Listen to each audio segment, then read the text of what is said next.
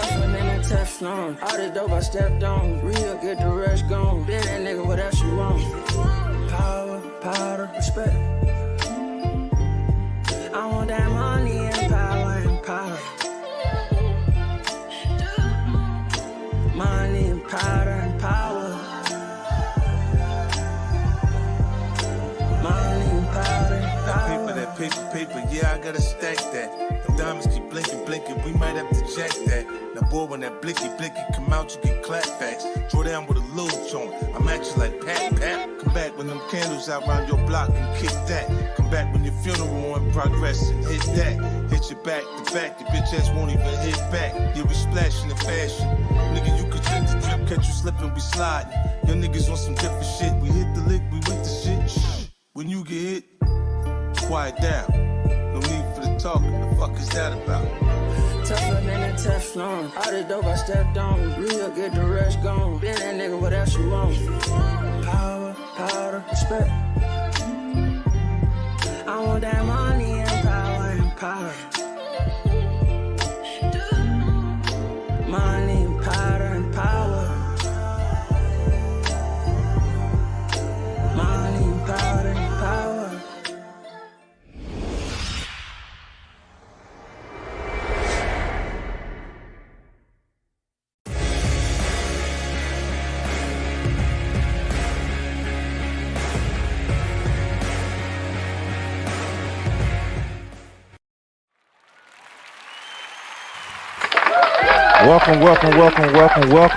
Welcome back to another episode of the Budget Cup Podcast, brought to you by Dope Content and MT Darkness. In the building, your hosts. We are also your hosts, Dope Content and MT Darkness.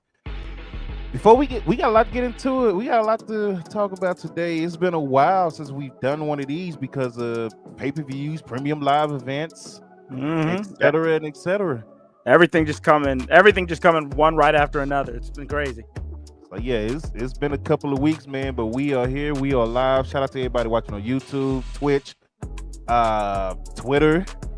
That's the people that's watching on Twitter. Shout out to all y'all, man. Before we get started, Dark, how your week been? How your day going, man? My week was a little slow at work.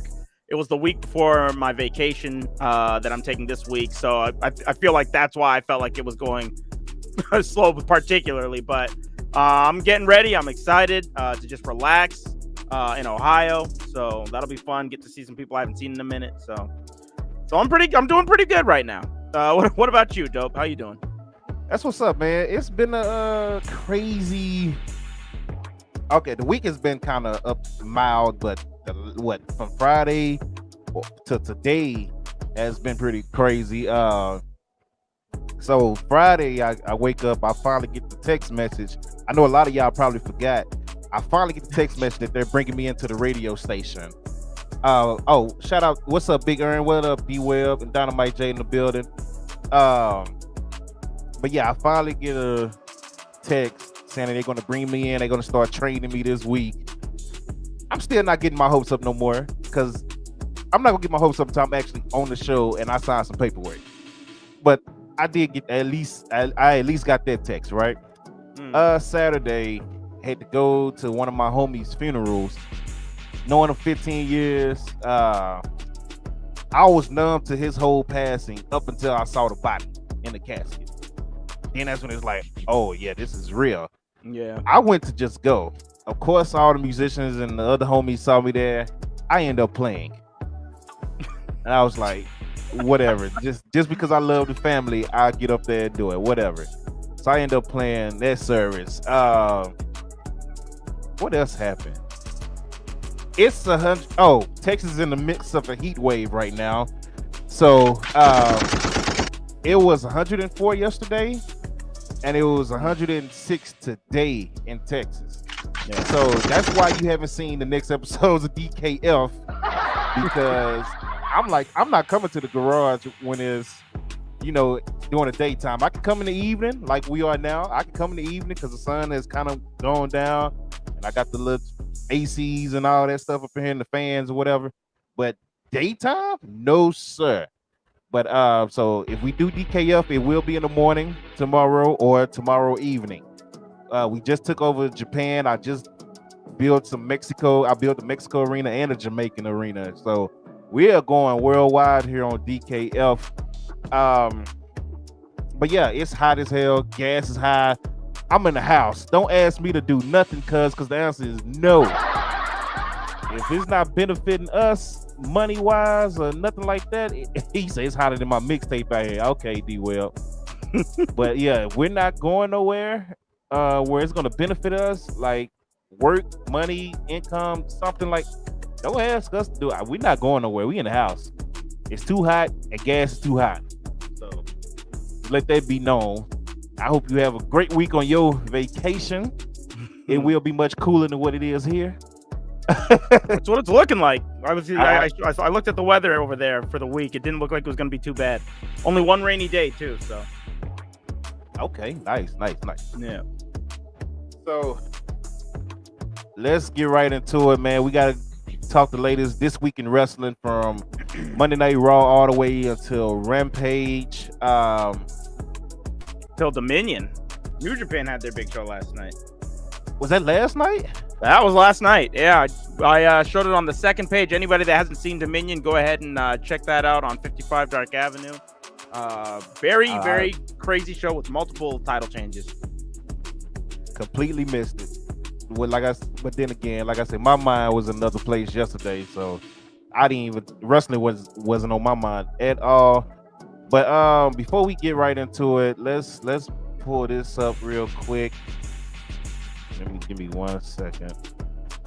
Got somewhat of breaking news, I guess you could call it, from Paige. Let's pull that up. Let me see if it's on the screen. Let's remove Dynamite J's comments so I can see if I can read it here from Melon without going back. So here's Paige. A lot of people knew and a lot of people didn't know that she was still contracted with WWE.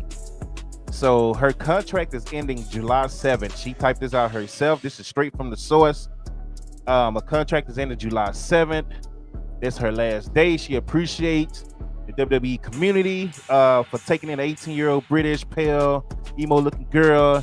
And, this was during the Diva days. So she appreciates them taking a risk on her and, letting her do her thing. She appreciates them. I'm trying to skim through it. She appreciates them keeping her around even after her neck injury. She thanks the WWE Universe again. She said one of the biggest things she is disappointed in is she's not able to use that name Paige anymore, but she will use her real name.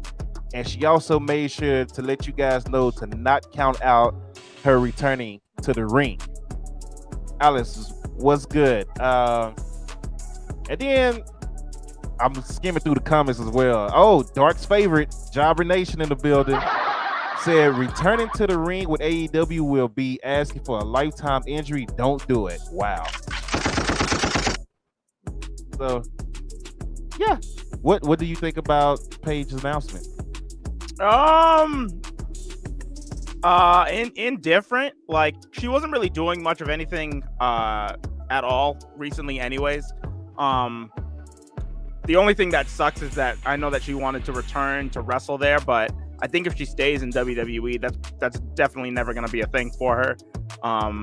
So I mean, this is like the only other option is just to leave and go somewhere else and wrestle, whether that be AEW, whether that be Impact, whether that be whoever. If she wants to continue wrestling in the ring, I think this is the only option. This was the only outcome for that. So, and she seems pretty determined on doing that. So, okay. Do you think? I think she returns. I guess we're not even go there. I'm pretty sure you probably feel the same way. You think she returning? I think so. I think that's the only reason why she would leave WWE. Like that's her place. That her family's there. Like she loves the people there, and they helped her through a very tough time in her life. So the only thing that I could think of for the reason I could think of why she would even leave WWE, which I kind of thought that they were kind of separated already, would be to get more opportunities and be able to go back in the ring. So yeah. Dynamite say go to Stardom, you're trying to get this woman killed for real. They don't take it easy on Stardom, buddy. Not with her neck. She got to work her way up to that. But Paige, man, I honestly do miss seeing Paige just on TV. Even as a GM, she was a dope GM. Way better than what we got now in WWE. Paige was a dope GM. So, yeah, I'm kind of with you. I thought they had kind of low-key split ways anyway with her not giving up her Twitch. So, but apparently they were still paying her. So, I mean, shout out to WWE for that, for paying her all this time. And really nothing, she was no benefit to the company all this time. So, shout out to them for doing that. Dynamite say one kick from Momo is a wrap. Fact. That's what I'm saying. Why you trying to get this woman killed out here? Dynamite. I don't understand why you even do that to her like that. What Paige do to you, Dynamite? You got beef with Paige, bruh? Let me know. I don't think it's beef. Yeah. Right. Yeah, exactly. Oh, we're not gonna start that early. Nah, we don't got it. Let's leave that alone because he will get started. The streams will get out of hand quickly. Oh man. You know that's right. What did G-Dog say?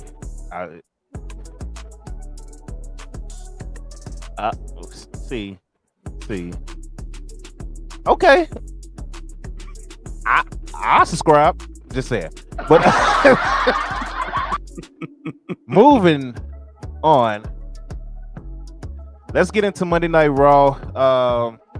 It was a decent episode. Let's give you the rundown real quick.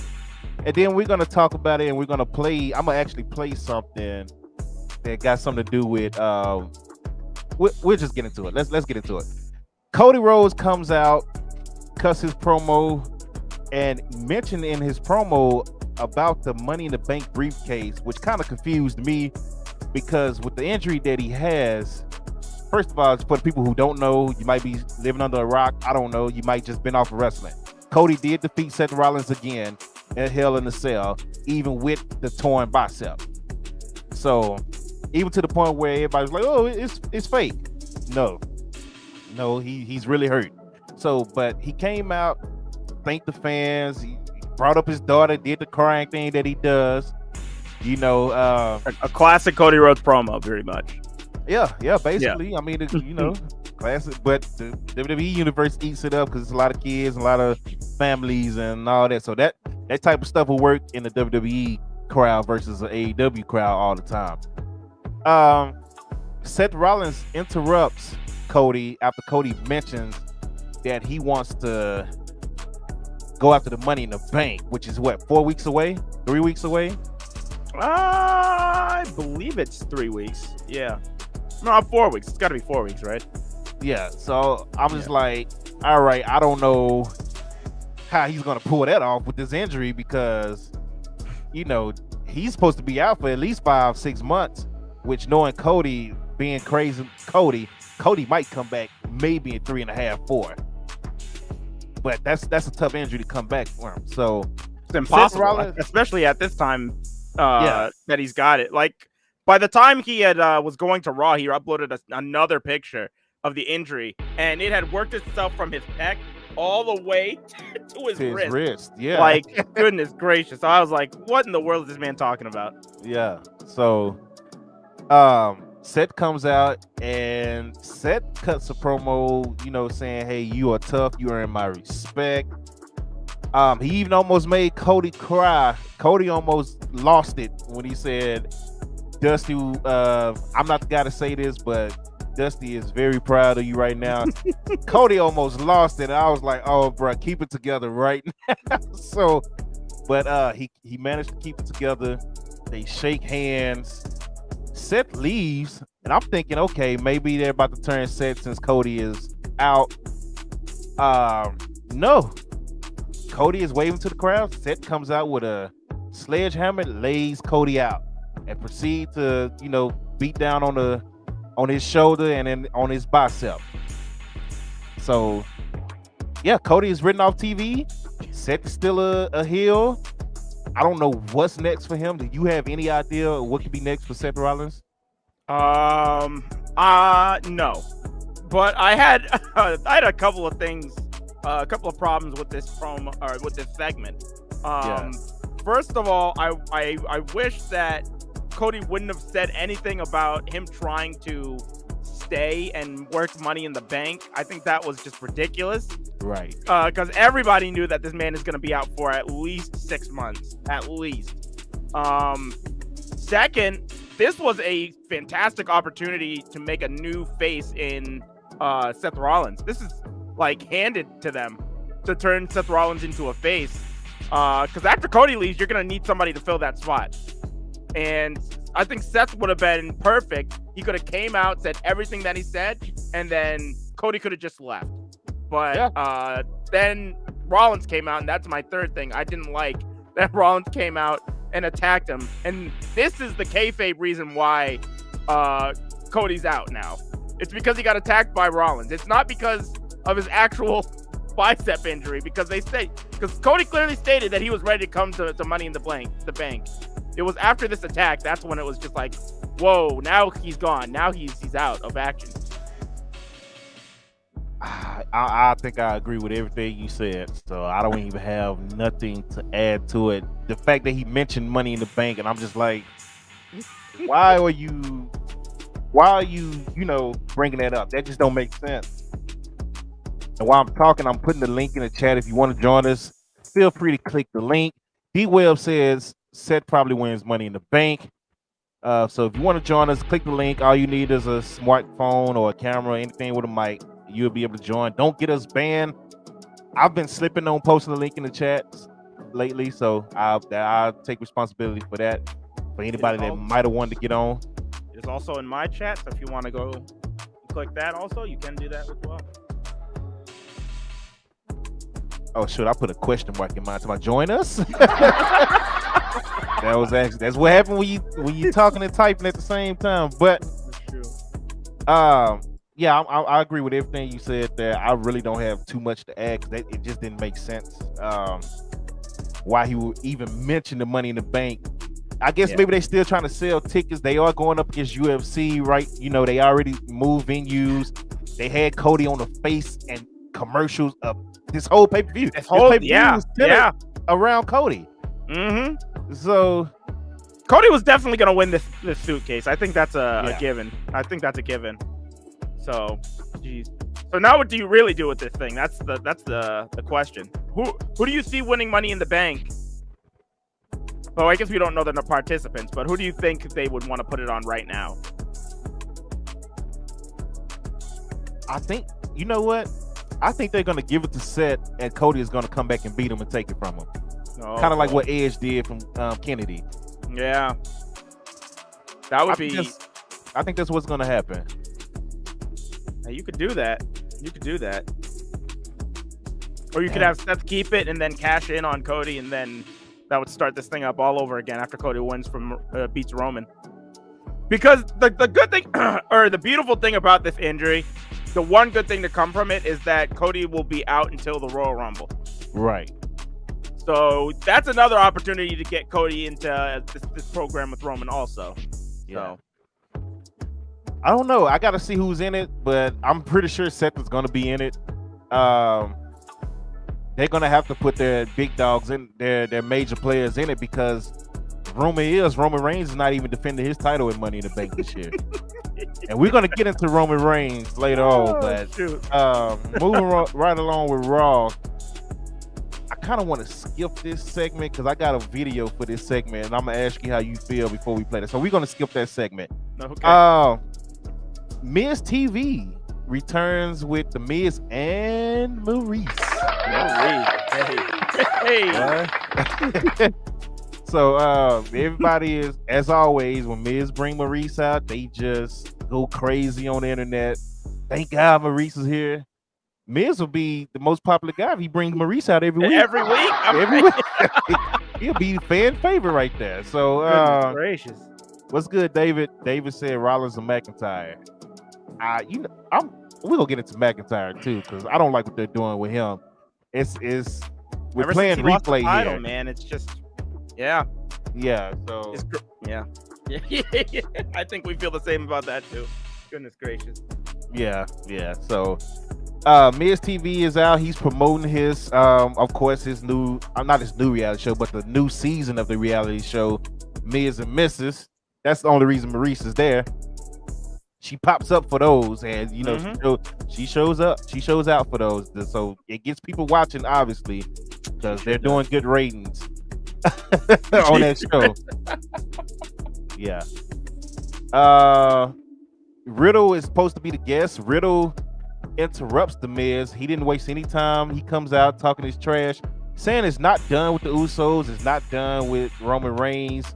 Shinsuke is hurt. Randy is hurt. But Riddle is still going for blood with the bloodline, so to speak. So,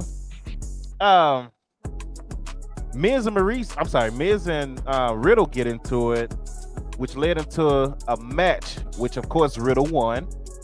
Because, I mean, the Miz don't win any matches, so of course Riddle won. You have anything to say about that before we move on?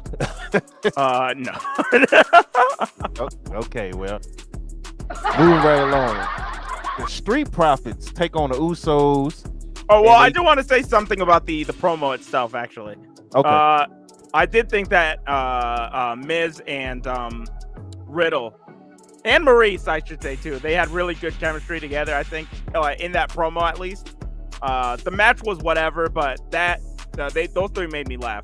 Especially when Maurice started saying, yeah.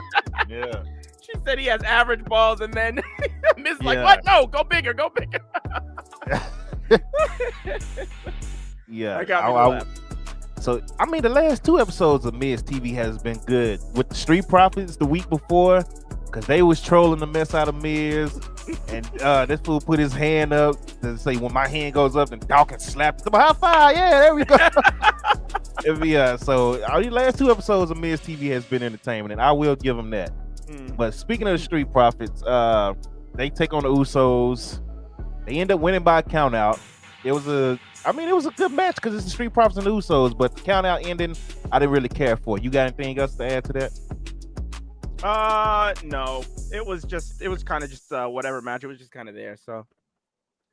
All right, moving along. Bobby Lashley came out to the ring, and I was like, oh, God, please do not call out MVP or Omos again. He started his promo with MVP and basically was like, I'm moving on to the Money in the Bank.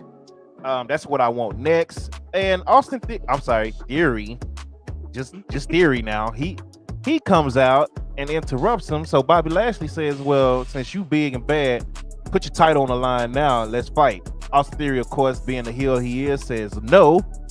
And then this when it got real weird for me. Bobby Lashley just like, get your little ass out of here, and just kind of pushed him out the ring, and that was the end of the segment. And I was like, what is this? Like, and even the camera, like the music, it took a while for the music to play, and they was kind of looking at each other. I was like, what is this? What is going on?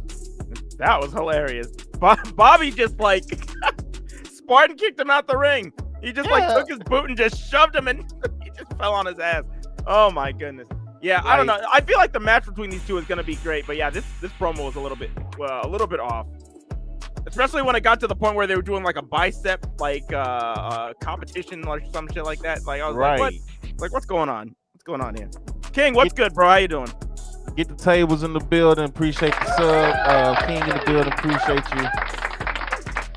Wait, King said, "Hey sisters, all right, King, I'm finna." You know I will time you out, King. You've been timed out literally the whole stream 2 streams ago. You know I ain't playing no games with you in message. Coming here trolling. You better be glad I ain't got the sounds up, because I will get you. Message came back. Yeah, he changed his name to The Way. So if you're watching any of the DKF episodes, especially like the last 3 on YouTube, and you hear me cussing out The Way, that is Message. I'm not playing no games with Message, but that is Message.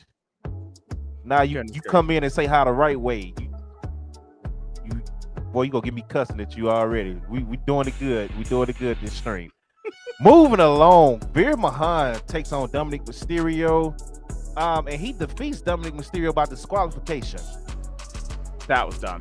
That was real stupid. Why did Ray get involved? Like, what in the world?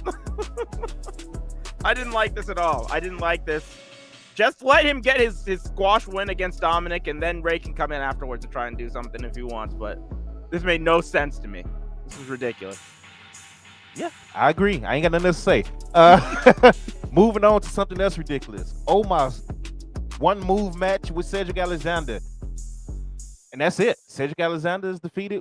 One move. Any thoughts on that? Just I thought that whole thing was weird. I thought them coming out for the match was weird. I thought what happened after the match. I don't know if you're gonna go after, if you're gonna talk about that, but I thought the stuff that happened with him and the Dirty Dogs was just really strange. And did it lead to anything? No. They didn't have any type of. That's what I thought. Yeah, it was just weird. I was like, what in the world? It just led to MVP and Omos chasing the Dirty Dogs out. Like some type of Scooby-Doo segment or some shit like that, bro. It's like, what in the world is going on? So this is the next step for Omos, I guess. You lose all these matches to Bobby Lashley, and then now you're doing this. You're chasing people backstage. He's gonna be in the 24/7 division soon. Watch. Oh, that's gonna be horrible. Hell yeah. It's big. Oh my god, who's gonna roll this big ass up, man? Good Lord, man. Dirty Dogs are faces now, says WWE fan. Are they? Are you sure? Because they can very well go right back to being heels Monday if you consider them baby faces now. Just because they kicked MVP in the face, I'm not looking at that as a baby face turn. MVP did come start with them, so we'll see with that. Whatever. Everything about that 10-minute span was just stupid as hell. Free Cedric Alexander. I typed it again and said it on Twitter. Free Cedric Alexander. This isn't even the dumbest thing we see on this show. No. we're coming back to everything. Next, Ezekiel defeats Otis. And Kevin Owens, Ezekiel asked for a rematch, which I thought it was over. Ezekiel asked for a rematch with Kevin Owens. Kevin Owens like, sure, as long as you say your name is Elias. And Zeke was like, yeah, my name is Elias. Kevin Owens, yeah, you can have your match, whatever, yeah, sure. Oh, I lied. Now they have another match. So I thought it was over, buddy. Oh, shoot. Hell no. This is going to be going for at least until October, so. But yeah, go ahead.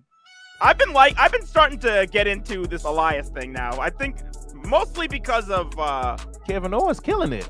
Because Kevin Owens and Gable also. Gable's been doing a good job playing like the side character in this story. He's also really funny with Otis. But all three, like that segment at the end where he's just like, I just pulled a Kevin Owens and I lied. And then Kevin got real pissed and just tried to go at him. I thought that was real funny. So, we're getting another match between these guys. I don't know. The stuff's entertaining, but it's just kind of there. Just there's filler. So it's too much filler though. It's in one show. Let's go back because I did skip something. So Judgment Day. Mm-hmm. This was interesting. And a lot of mixed reactions. I had a mixed reaction to it because I was like, oh, then I was like, at the same time. So Judgment Day comes out after their victory over AJ Styles, Finn Balor, and Liv Morgan. Say we got a new member that want to join. What up, Shadow on YouTube? Also, let me put the comment in there again if y'all want to join the show. All you gotta do is click the link. You will be able to join the show and talk about what we are talking about. Hold on, let me see what Alice say before I started. She said she knew Finn would turn heel. I mean, a lot of people thought, let's get into it. Judgment Day, they come out and say we have a new member. Somebody finally is listening and decides they want to turn and join us. So we like, everybody's waiting. They cut their little promos and everything. Everybody is waiting. And here comes Finn Balor. And I'm just like, okay, because we talked about Finn joining Judgment Day weeks ago, right? So I'm just like, okay, but it needs to be like some type of storyline to what made him join after he just got beat by them, right? Yeah. Cool.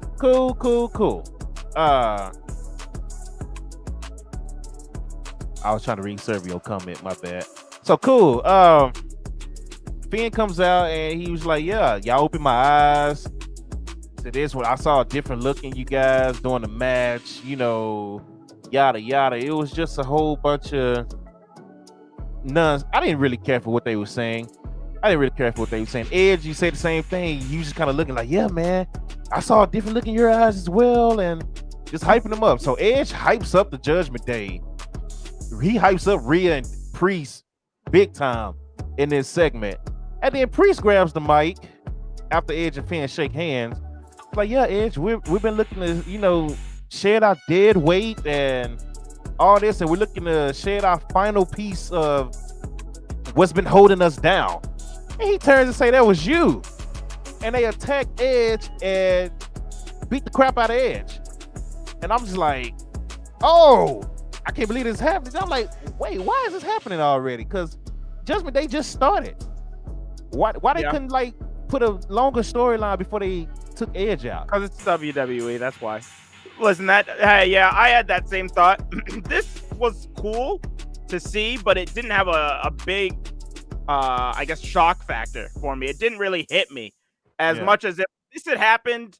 If this had happened during peak Hurt Business, where if somebody said, Bobby Lashley, if Cedric said to Bobby Lashley, we're getting rid of the one thing that's dragging us down, and that's you, that would have been huge because they had established themselves as a really great faction at that time. But yeah, Judgment Day hasn't really had much time for anything. They've been together for a month. That's it.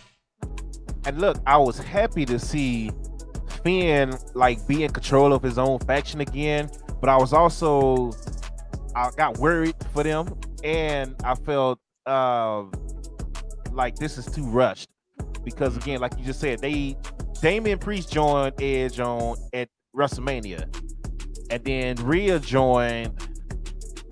When did she join? Was it Backlash? WrestleMania Backlash. Yeah, she joined a Backlash. Yeah. So, I mean, it wasn't that long. And I was just now starting to actually like Judgment Day as a unit, what they were doing.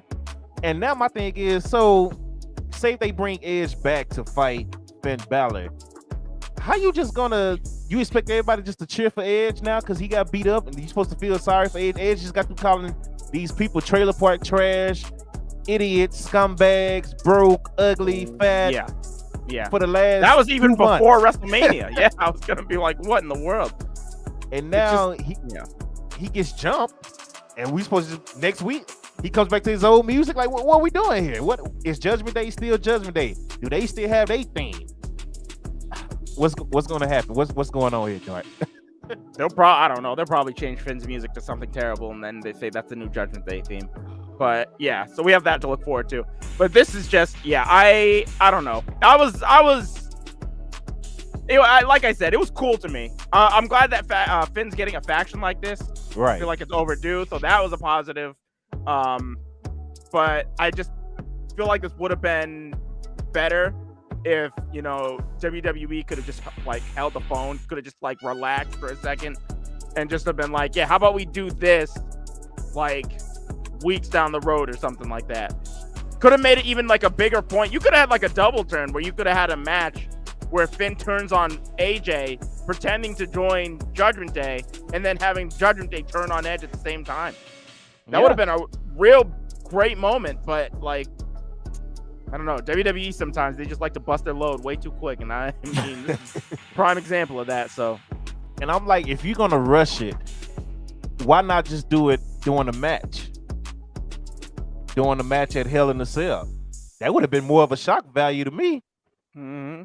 I mean, maybe they tried to build the ratings up for Raw. He said Judgment Day could have been a shield. Man, look, Judgment Day was building momentum, and speaking of momentum, the main event, Rhea Ripley did win. Was it a 4-pack challenge? Yeah, it's not popping up on my screen. Yeah, it was her Piper Niven. There we go. Alexa and Liv. Yeah. And Rhea did win. She is number 1 contender for Liv. Wait a minute, let me say this. Rhea and her new gear that everybody is loving. That happened by accident. Because I guess they lost her original gear at Hell in a Cell. At Hell in a Cell, yeah. So she got that at the last second. She just threw it together, and God bless. God bless the people that were in charge of that bag. There you go. And people loved it so much that she decided to keep that look. So moving on, Rhea is taking on Bianca Belair for the women's title. I'm waiting on Dynamite to say so. That's why I'm pausing, because I know Dynamite is crazy. The sound alerts are off Dynamite, so you will not be able to play that right now, because I am not in Stream Elements. But yeah, Rhea keeps her look. She's the number one contender. So that made me feel a little bit better about Judgment Day. So I was like, okay, maybe I feel like they're gonna bury Finn. You know how they do with these. You know how they do with Finn Balor. So now you got Finn Balor, Rhea, who hasn't been really used correctly until she joined Judgment Day, and then Priest, who kind of just been up and down. Priest came out very great with the U.S. title run, and then after that, it was downhill until Judgment Day, which was Edge. This was Edge thing. So we'll see. I'm nervous about it. I'm happy to see Finn with his own faction, like you said, but I'm nervous. Right, Mad Dog? Yeah, well, he said it's true. He just changed his own music and everything. Yeah, Mad Dog. Guess we know him again. Hell, man, yeah, I guess we know him again, Mad Dog. Hey. Oh shoot. Let's see how long they keep Edge off TV. How long you think they keep him off? Oh Jesus, maybe a week, a max. That's it. These guys can't help themselves. It's ridiculous. I feel like somebody got a concerto. I think he came back, gave Roman a concerto, and Roman was back not like the next week or so. And that's when they were trying to make it a big deal. Well, that's the tribal chief, man. You know he's different. The tribal chief. He different, man. Concertos don't mean nothing to him. Goodness gracious. I don't know. It'll be too quick to bring him back. Like, you're gonna have to make the crowd miss Edge for a while. They killed him. Yeah, like, we're gonna have to miss him because this guy was just talking trash to the audience. Like, but they're probably gonna want him to be there at Money in the Bank, so he's probably gonna have some type of. It's probably gonna be him and Finn, or him and versus him and Damian Priest. So, like Finn and Damian Priest in a handicap match. So, but they're gonna want to build him up for some. Or this isn't even SummerSlam, for Money in the Bank. So now with them switching Judgment Day, do you think they still look to add more members? I would add. I still want Ciampa still. Yeah. I think if you have have those guys four, doing nothing. Yeah, that was very disheartening because I thought that he was going to be the one to come out, honestly, and then he didn't show up. So I was like, oh Lord. So yeah. I hope that they do, just to give him something to do too, because this group could be really, really dope. So, and I hope they change the direction now that Finn's in charge too, because I don't like this like Ministry, Dark Order, House of Black like crossover combination. I want Finn to come in and do something with this group that's actually, I don't know, not a supernatural or anything like that. So. Well, we might be seeing Demon Finn again, because the word is Edge. The reason Edge is out, or one of the reasons Edge is out, is because WWE wanted to make Judgment Day supernatural, and Edge wasn't with that. Sean Ross reported that Tuesday. And Shadow, to answer your question, I don't have no problem with the Bloodline holding the titles right now at all. So why they don't make sense to you? Please explain that. My issue with it now is, which we're going to get into, Roman hasn't been seen. Or he hasn't defended that title since he won it. He's Roman Lesnar now. Yeah. So you won everything. Now he's just going to be like, all right, bet I don't have to come on these shows until I have to. He's got everything. He's just going to wait until we won't see him until SummerSlam probably. And then we won't see him again until Survivor Series. And then we won't see him again until the Royal Rumble. We're only seeing him for the big four now. That's it. Okay. Well. Yeah. So. Yeah, he's defended it on Friday. Supposedly, he supposedly defended it on Friday against Riddle, which we're gonna get into. But yeah, Roman hasn't been seen. He hasn't defended that title since he won it at WrestleMania back in April. By the way, that title has not been defended. I don't know if they're keeping him off TV. Maybe they're trying to build a new title, to a new Universal WWE title, whatever. I don't know. And they bring him back once they got a new title made. I don't know what the deal is, but King, that's a very strong possibility that match on Friday doesn't even happen. Yeah. It is. It could. You could have him come out and be like, "Oh, hey, Roman didn't want to wrestle tonight, so yeah, you're not getting your match." Trust. That's a big possibility. WWE has in the past loved to just lie and hype up matches that they know that they're not going to have happen just to sell tickets. So, yeah, trust and believe, everybody, that is a possibility. So, but Sasha and Naomi let the millions of fans down. Yeah, from a match that was advertised the day of. What up, Lizard? What's good, bro? How you doing? So, moving along, I'm nervous about Judgment Day. I want them to still add Ciampa. This will go back into something we talked about a long time ago. This is when NXT 2.0 first took over, and I said they should get a group with the NXT. They should have Ciampa, Finn. It wasn't Priest. It was somebody else that was on the roster at the time, on the NXT roster. And I remember saying they should come up and just raise hell every week. And they should have like this final, the higher power. And at the end of the day, the higher power show up on the screen as Triple H. You remember that? Yeah. That idea, that conversation. Yeah. So they can low-key do this with Judgment Day if they add Ciampa, because Finn is from Black and Gold, Priest is from Black and Gold, Rhea's from Black and Gold, Ciampa is from Black and Gold. So they can low-key still make that happen, but it's too good of an idea for them to do it. So I don't see it happening. And yes, it is shots fired at WWE. Yeah, yes, it is shots fired at WWE. So moving along, let's get into the one segment that I skipped on purpose. Let me ask you. And what is the screenshot of my my thing from Monday Night Raw also? So yeah, let's say he remember that. Yeah. So let's get to the 24/7 title. Becky Lynch. Why, Dope? Is there a new competitor for the championship? It might be two of them. Oh, okay. It might be two of them. So Becky Lynch comes out. She is set to take on Dana Brooke. And I was like, okay, well, this is an easy victory for Becky to get Becky back on track. Becky hasn't been on track. She's going crazy because she can't seem to buy a win. Asuka is messing with her. And here comes Tozawa and the usual 24/7 guys, right? Cool. Becky says, no. We're gonna shut this crap down. You're not doing this. You're not doing this on doing my match. And since you want to put the title on the line, me and you one-on-one. So I got excited. I was like, okay, maybe Becky's gonna take this title, and since she's not in the title picture, maybe she can elevate it somehow.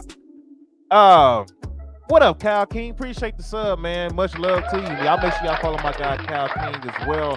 I'm gonna let Dark answer this right.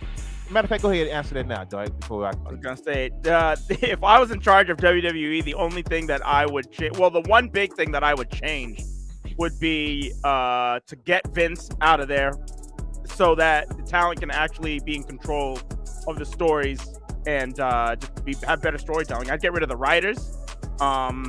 Wrestlers are creative people.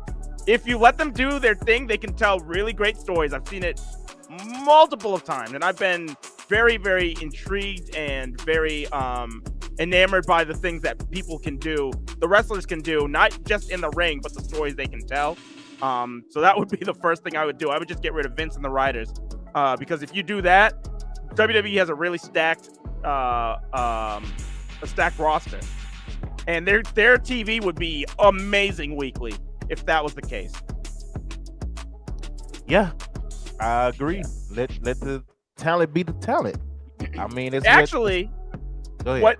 I was gonna say, Red Rabbit pointed out something too. It's just the weekly shows, pretty terrible. If you are a WWE fan and you're only watching the pay-per-views, then you would probably argue that people don't know what they're talking about, because these pay-per-views have actually not been terrible. Yeah. The pay-per-views themselves have been pretty solid matches that they've been having and stuff like that. But when you go to the weekly shows, the same can't be said. Yeah. The build up to the pay-per-views make you not want to watch it, but the talent always deliver in the match. They give 110 at these things. Yeah, you can tell. These last, it's been the last 3 shows that we've seen, they've been pretty solid. Yeah. So and we were not hyped about WrestleMania Backlash at all. And that was probably their best pay-per-view of the year so far. And that's another problem too, is just that they do such a bad job at hyping these shows that it's just like, it's like the opposite of NXT, where NXT had really good build up to their shows and amazing pay-per-views. It's just like, we're getting good pay-per-views and then real shit build-ups. It's like, if they need to go, just get Triple H in here. That's all. That's all, man. That's all you need. He knew what he was doing. Like, let him actually do his thing. Don't have people all on his back changing it and taking it to fans. Hey, boss, Triple H want to do this. No, damn it. No. So, but yeah, back to the 24/7 title. The way said, I only watch the premium live events. Hey, so the way you're doing it right. Yeah, that's message. He can stay over there. So moving on. I'm trying to get these comments are coming through. I'm trying to get them all on the screen. Rob, you just now talked about Cody and said Rob with his late ass, always late, coming in talking about something we talked about 40 minutes ago.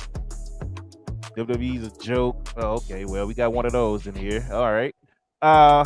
Nope. Rogue Energy, move on. Grabbing the sledgehammer too. He say I like. Oh, how do we like NXT setup? We'll get into that when we talk about NXT next.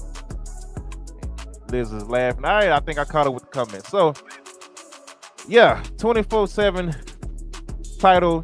Becky says no, put your title on the line. Again, this part made me a little bit excited because I'm like, we finally about to get this title off of Dana Brooke. I was happy. Get the title off of Dana Brooke.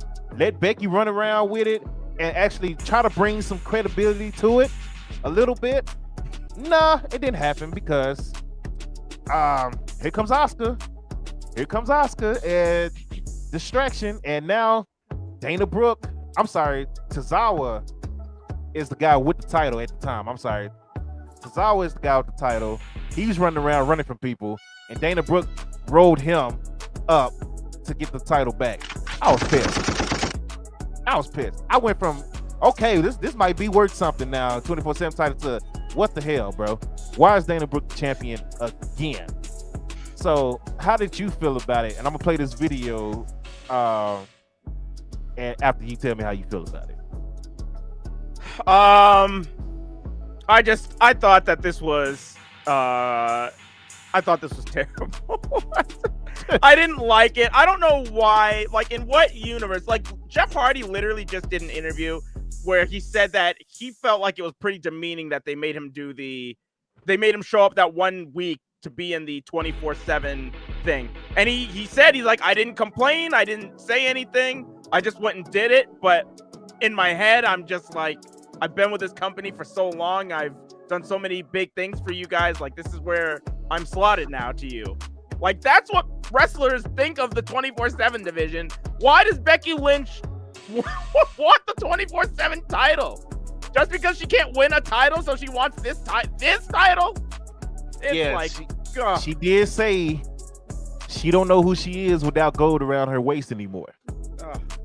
And she has been acting crazy since she lost her title. So now she's desperate to the point where I take 24/7 title at this point. I just need some gold around my waist. That's how I looked at it. She's definitely acting crazy if this is what she wants. So that's for sure. But yeah, go ahead. Go ahead. Now go ahead.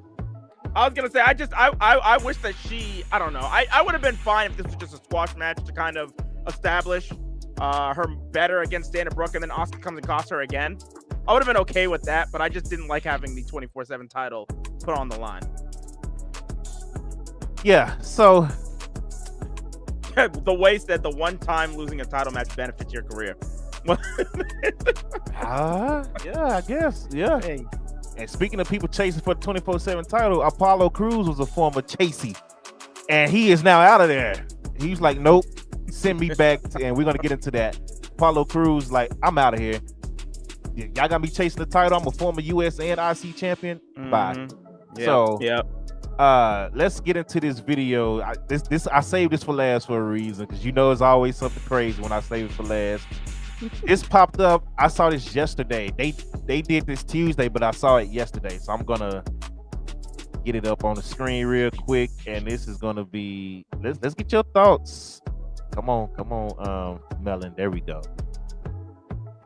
All right, let's get to it. I need your help on this next one. All right. What do you got? What do you got? What do you need? What do you need? What do you got? Well, I need you to really, like, I need you here. Okay. I need the Hall of Fame mind that is bully ready to get me through this, what I saw last night. Now, I made a joke on the show, Bully. I mentioned about how Asuka lost last week on Monday Night Raw, clean, 1, 2, 3. Right? Right. Then I saw Asuka lose at the pay-per-view, clean in the middle of the ring, 1, 2, 3. Right? Right. Then I made the joke on the show yesterday. I said, you know what? The next thing we're going to see is Asuka involved in the 24/7 segment. Bully. Not only did we see Asuka in the 24/7 segment, He did say last that. night, we saw crazy. Becky Lynch in the Is he a 24/7 psychic? segment last night. I mean, come on, Bully. I don't know, but Who he came definitely up said with that last shit? week. Who wrote That's that crazy. shit? Whoever wrote that segment last night, let's just for this segment, for this show, let's call him Joe. Let's say Joe, right? Vince McMahon said, hey, Joe, we need you to come up with a segment involving Asuka and Becky Lynch. All right? Joe put down his sippy cup and then put down his juice box, right? And his yodels, and came up with that shit fuck segment that I had to watch on the show last night. That guy, Joe, should be fired. He should have came into his house, all right? Somebody should have called him when he came home from the show and said, you're fired. Or they made him drive all the way down I-95 to Stamford, Connecticut. Wait till he got into work, opened up his locker, and there was a big slip in there for that segment last night. Joe should be fired today. Fired, Bully. He's shaking the camera. Fired. Fired. Joe is fired because you're useless. You're worthless. No more juice boxes for you. No more juice boxes. No more yodels. Nothing. You get nothing. You get nothing. You're worthless.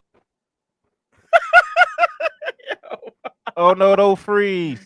Oh shoot! Why is it freezing? David LaGreca is an insane old man. No more All right, there yodels. you go. Nothing. You get nothing. You get nothing. You're worthless. Look at Bully Ray. What the hell? Why is it freezing all of a sudden? Come on, Sirius XM. Hold on, y'all, because it continues. We gotta get into it. It continues. Hold on, because Bully had a comeback and it made it even worse for Dave.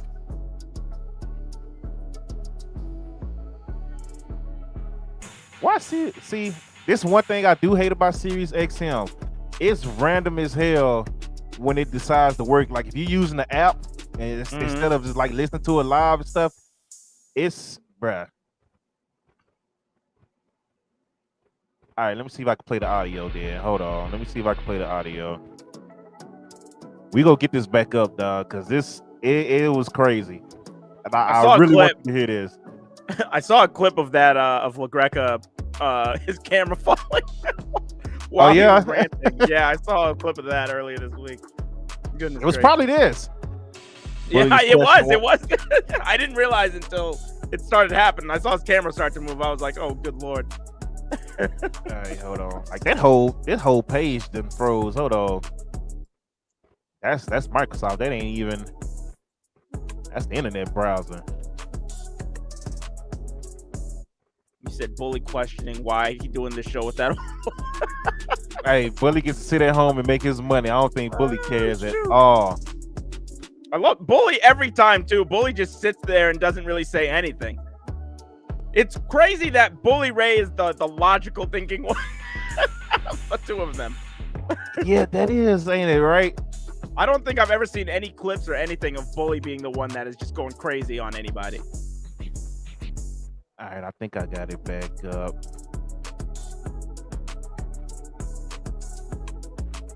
Nope. All right, we gonna get it up because y'all really need to see this. Because Bully is gonna make it worse.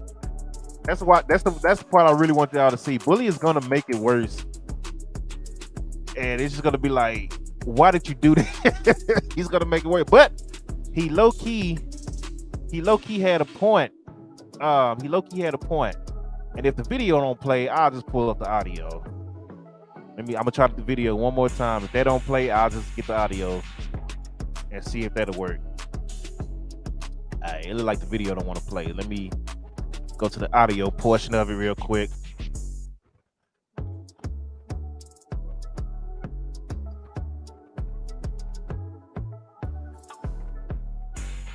All right. Here we go. All right.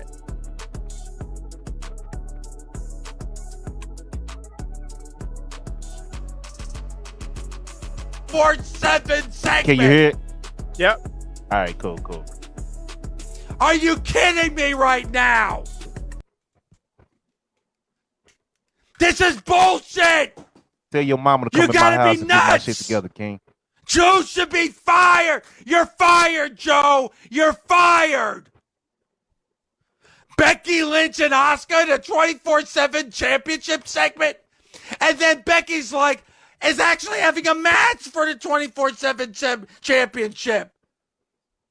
And then Asuka, like we actually are going to crown 24/7 champion Beck. Help me here, but I need your help. You're not helping me.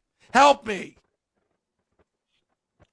Honestly, I don't know what you're talking about. I like the segment. If you tell me, wait a second, don't even go there where you're like, I actually thought it was entertaining. Okay, Mike in Connecticut, I actually thought that the segment last night was entertaining. Good use of Becky Lynch. I don't understand how you're not understanding the story that they're trying to tell. The way your mama just left. It's the demise of Becky.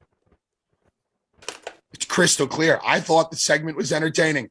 Oh, shut I up. think you couldn't be- No, stop it. Stop it. You could not be any more wrong with your take and your assessment. Joe should be fired. Joe? It's you just hate the WWE.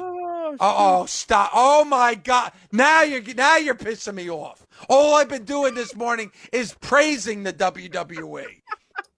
That's because you had no choice because those segments were good. The Becky and Asuka segment you make no was sense not when you that speak, bad. sir. Don't But you use this needed- type of take on commentary because then it's going to be the last time I'm you do telling commentary. you just don't know how to watch the WWE. Oh, my anymore. God. Yeah, that's up, right. King? You're right. I am You're right. starting to think. I forgot to take my Flintstone vitamins before I watched Raw last I'm night. starting to think that many of these people on social media are correct when it comes to how they feel about you. You are a WWE hater. Oh, really? Okay, Mr. WWE shill. If you're a shill, not a if shill. you talk about that I'm not a segment shill. from last night and you said, I'm not and a you shill. don't you dare use the word entertaining. I wish the video when was talking working, about that bro. I segment was last night. entertained by it. Oh my God, I can't talk to you anymore. I cannot talk to you anymore. That's Dear why Heavenly Father up in heaven, I swear. You threw out a tweet last night about the Becky and Asuka segment. And then I answered your tweet with a gif of Sylvester Stallone rolling his eyes. And you thought that was me agreeing with you. No, I was rolling my eyes at you. God help me. You don't get the story.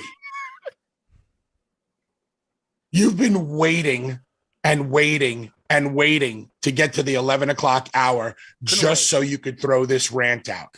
Couldn't wait. The 24/7 champion bully.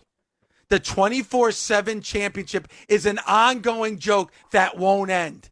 That won't end over and over and over and over again.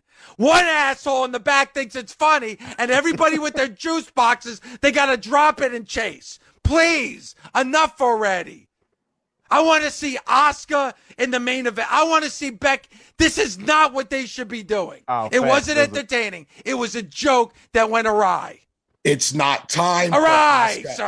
And Becky. Awry, good sir. Is that a marble rye like Seinfeld? Oh wait, you don't watch Seinfeld, okay? Watch the marble rye episode, okay? No, Because you're starting to act like that grandmother. You know what? No, who had the thank you. last Because marble rye that show, stolen from her. unlikable people, just like all the people that run after that 24/7. Shut up, you old bag. Anyway, I got ulcers talking about the 24. Talking about right the now, 24/7 champ Becky gives me and ulcers, Asuka good sir. are not involved in the world championship picture. It's Bianca and Rhea. There's a story going on right now with Becky. God. It's the demise of her sanity. Demise of sanity, another almighty Black Label Armada song. Can't believe You just don't get it. Can't believe you have this take. Why do you hate the WWE so much? Bully, why do you on the air say I hate the WWE so much? Because I didn't like one segment. I actually defended the Judgment Day segment. Where would you rather have me say it? Do you want me to say it to you on the phone behind closed doors? Oh my God. Well, you know what? I hate the WWE as much as you hate AEW. Damn. Oh, I love that's impossible. You always hear me put AEW over to the moon. Oh, please. Give me always ask who's the biggest. Break. Who's the biggest AEW fan on Busted Open? It's Ryan McKinnell. Even Ryan McKinnell will tell you. I can't even say his name. AEW. You can't even say the that name, is a horrible the man's chess move. name. You That's can't a even say the horrible man's. chess move. Oh, please. Most people on social Give me media a know break. it. That you just Give me love a to break. go off on your rants and your tirades about the WWE. You're always They're more complaining entertaining about something. than the 24/7 championship segments that I have to get put through every single Monday night. Now, I thought that was fun last night. Oh, dear God, stop it. I got Stop a good it. chuckle out of it. I'm going to the phones. I'm Let's sure go out they to disagree with you also. We're going to the phones, please. No. I think he No. is like two calls I'm telling you right now, don't have these where types he got of takes mad on and Saturdays. hung up on him. When it comes Listen, to this my commentating takes for are this fair champion, and they're dead on balls. That is not fair. You saying that the 20. Wait a minute. Hold on, I I can't have even an look at you. opinion. I can't even look. I gotta look away. You saying that the 24/7. Oh my God, what happened to the back of your head? entertaining. That, please. Oh, I wish Did the you have video your By head the worked. way, I have a on purpose lovely like back that? head. You say turned into a that roasting the session. 24/7 championship segments Every are time. entertaining. I can't even Oh look my at you in God. the eye. I can't even look at you in the eye. Let's go out to Bama Dave. You're What's going on, bitching Bama Dave? about Let's see my what Bama opinion Dave had to on say before something. we move on NXT. I'm not Well, bitching your about opinion on yours. you saying that I hate the WWE. You're couldn't be just more a wrong. And I put over that WWE pay-per-view. hater. I put over that pay-per-view to the moon, pal. To the moon, Hashtag- pal. Hashtag WWE Please. hater. And by the way, WWE loves me. Did you watch the WWE Evil series? Who was featured? Dave LaGreca. Fucking all over that shit, man. And you still bury them. I don't bury them. I love them. Let's go out to the phones. are an eagle maniac. Let's go out to the phones. Let's go out to Bama Dave. What's going on, Bama Dave? I think this is the one that disagreed. Good morning, Dave and Bully. How y'all Help doing? me here, Bama Dave. Dave, I really, I love you, and I really wish I could, but I'm agreeing with Bully on this one. See? Well, all right. And he Don't hang hung up on him. him. Bama Dave, please tell Please Dave hear me LaGreca why you agree with me. Please hear me out. When Becky Oh, lost, he got him back. Oh, you shit, go. we lost Bama Dave. What happened to Bama Dave? See? You just proved my point. You just proved my point.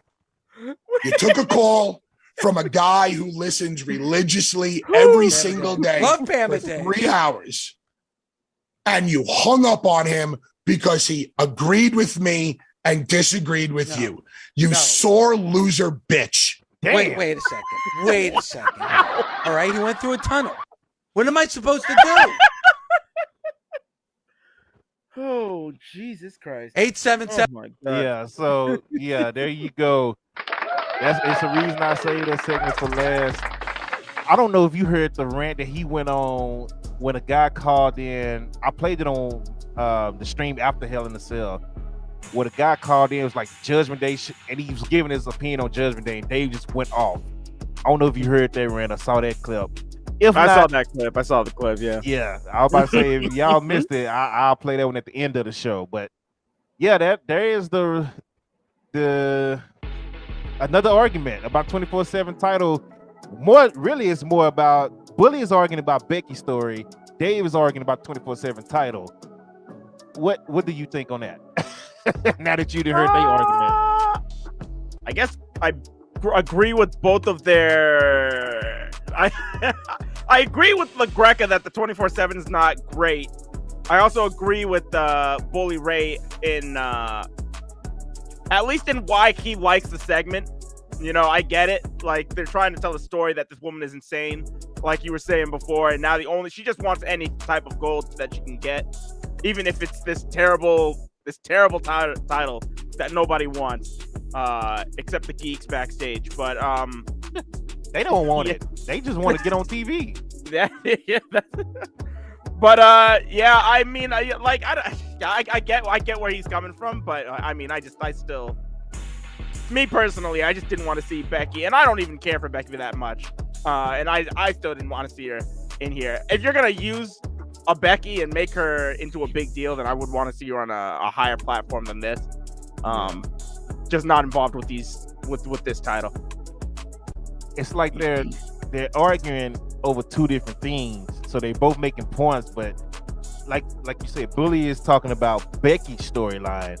Dave is talking about the bullshit with the 24/7, and it's like, bro, y'all really arguing about this two different things right now. It's not even the same. And once Dave gets mad, that's it for Dave. So, Rob said, can't forget Becky gave Oscar the title. That was so long ago that nobody care about that no more. Bro, when Dana won it, bro, that's what did it for me. I was like, God, if Cesaro would have kept it, Tamina, I would have been better with that segment. But Dana winning it again, y'all know, I'm sick of that. I am sick of that story with that. Moving on to NXT, man. Let's keep it moving. Shout out to everybody here on YouTube, Twitter, Twitch, on both pages. Shout out to all y'all. Let's keep it moving. NXT, as you see in the background. We started off with Carmelo Hayes and Trick Williams coming out to celebrate the A-Champ becoming the A-Champ again. And they were interrupted by Solo, because Solo has been saying for weeks that he got next. So this led to Carmelo Hayes and Trick basically calling Solo out, saying, see if you can find a tag team partner. And, and if not, it'll be 102 later on tonight. Solo said it don't matter. If I find a partner or not, either way, this match is gonna happen. Me versus both of y'all, or me and a partner versus whoever. Shadow say hate NXT. Well, hey, go to a commercial or something, go take a drink, come back. We're gonna talk about NXT. We talk about it all here, buddy. This is what we do. We'll get to it later, David. We'll get to it later. Look, Rob said that too. Carmelo's beach out. Yeah, okay. Well, moving on. You have any thoughts about that segment? Sikoa is he's very over with this crowd. I'll say that. Starting like even during the build to the when they were having those three ways with him, what's his name? Cameron Grimes and Carmelo. Good Lord, dope. God damn. Oh yeah. Sikoa was the one that was being cheered more than all three. I would argue Carmelo might have been equal to him, but no, actually I wouldn't even argue that. I would say that Carmelo was a good second, but Sikoa was the higher of the three.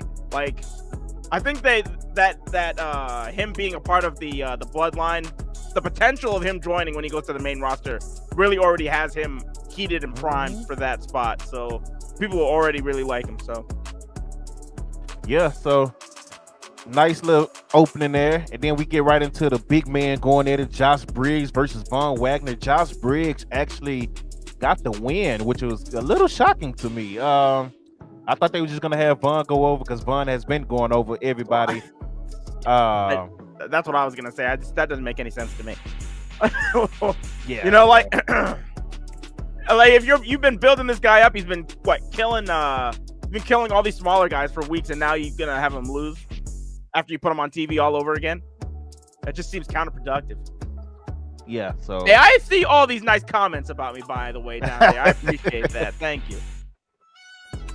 So shout out to Josh Briggs. That was a good match. It was actually a good match, way better than what I thought it would be.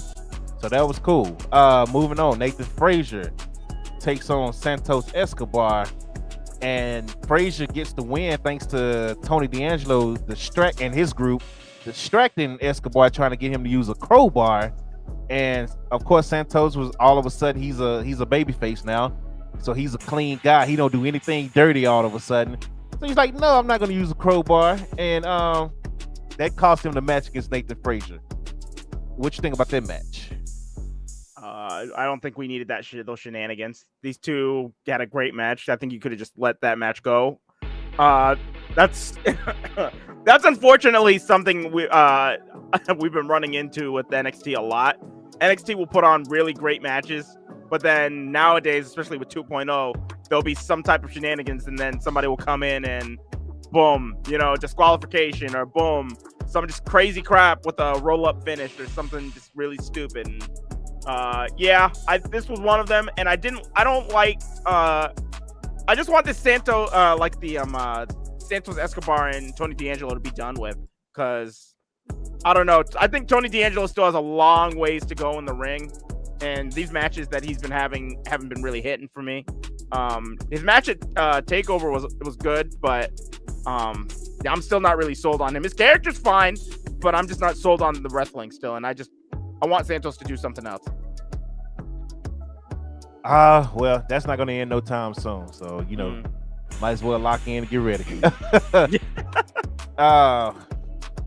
Are you talking about the Don? Yeah, he's talking about the Don, Lizard. The Don NXT. Rob said he searched up Tony D'Angelo and the damn hockey player. Wow, popped up. Liz say NXT parking lot 2:00. Be there. The most dangerous place in wrestling history. NXT parking lot. NXT parking lot. Telling you. that is. It looks. Liz say Google is next. Moving on.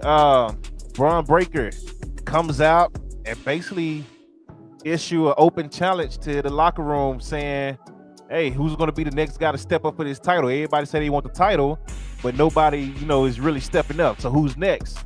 Goldberg, right? Then you hear Apollo, and I was like, okay, I'm with it. People are already mad. Oh, Apollo's American again, and yada yada. Listen, if you listen to Apollo's words and you listen to him talk, he was talking like his regular self when he first got to NXT, right? The very first time. You can still hear the accent in his voice. Just because he wasn't born in Nigeria and lived over there his whole life. I know he was born in California, I believe, Sacramento. His family has Nigerian in them. It goes back. You can hear it in his voice. It was there. Even with him talking like his normal self again, you can still hear the accent coming out. So for all the people, see, he's an American again. Shut up. I like Apollo showing up. He really didn't call breakout though. He said, shook his hands like, I respect what you're doing here. I'm back here for a long time. He made to say that. He said, I'm back here for as long as I want to be. So hopefully that's not, hopefully it's not like a Dolph Ziggler thing. He do about 4 weeks and he's gone. And Natalia, she do 3 weeks and gone. Yeah, beat Braun for the title and have him lose, win it back on a Raw where nobody cares. That was ridiculous. So But he didn't really call out Braun. He just kind of let him know that I'm back and I will be coming for you later on down the line. So Braun, Braun is still looking for a challenger for like the immediate time being right now. I'm trying to read comments. Y'all talking about Nigerian? Yeah, I mean, hey, this whatever. I'm not even gonna go to that because I went into it when he first did the full change, and it was like, oh, why he all of a sudden talk? I'm like, it was funny, but this man always had an accent. Like, well, whatever. He just overdid it. To me, it was funny that he did it. But moving on, Roxy takes on Tiffany Stratton for the women's breakout tournament. In the women's breakout tournament final. Roxy gets the win, Roxanne Perez gets the win over Tiffany Stratton. I am becoming a fan of Tiffany Stratton, although this match wasn't the best match. Yes. This match wasn't her best. Yeah, this match wasn't her best showing. They were it was a little sloppy. What you think about that match? I would like to say that I think every match that Tiffany Stratton's in is a great match. So, yeah, it's just it was there. Stratton still has a long ways to go in the ring too. So, and I mean Roxanne Perez, the former Roxy, she's really good and really talented. But there's only so much she can even do.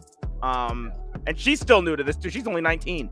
So, yeah, she's a youngin'. But it is what it is. The right person went over. So, does that mean she gets a title shot against Mandy, right? Yeah. That Great American Bash? Or whenever she cash in, I guess. It's like a cash in from the way Mandy was talking. King says Stratton shows glimpses of Okada in his work. I don't know about all that. Man, you was about to time that over here. Yeah, Tiff is dope. Like, Tiff is dope. Her first two matches, I was like, okay, this ain't gonna work for her here in NXT. But she has been turning it up recently, man, even though this match wasn't that great.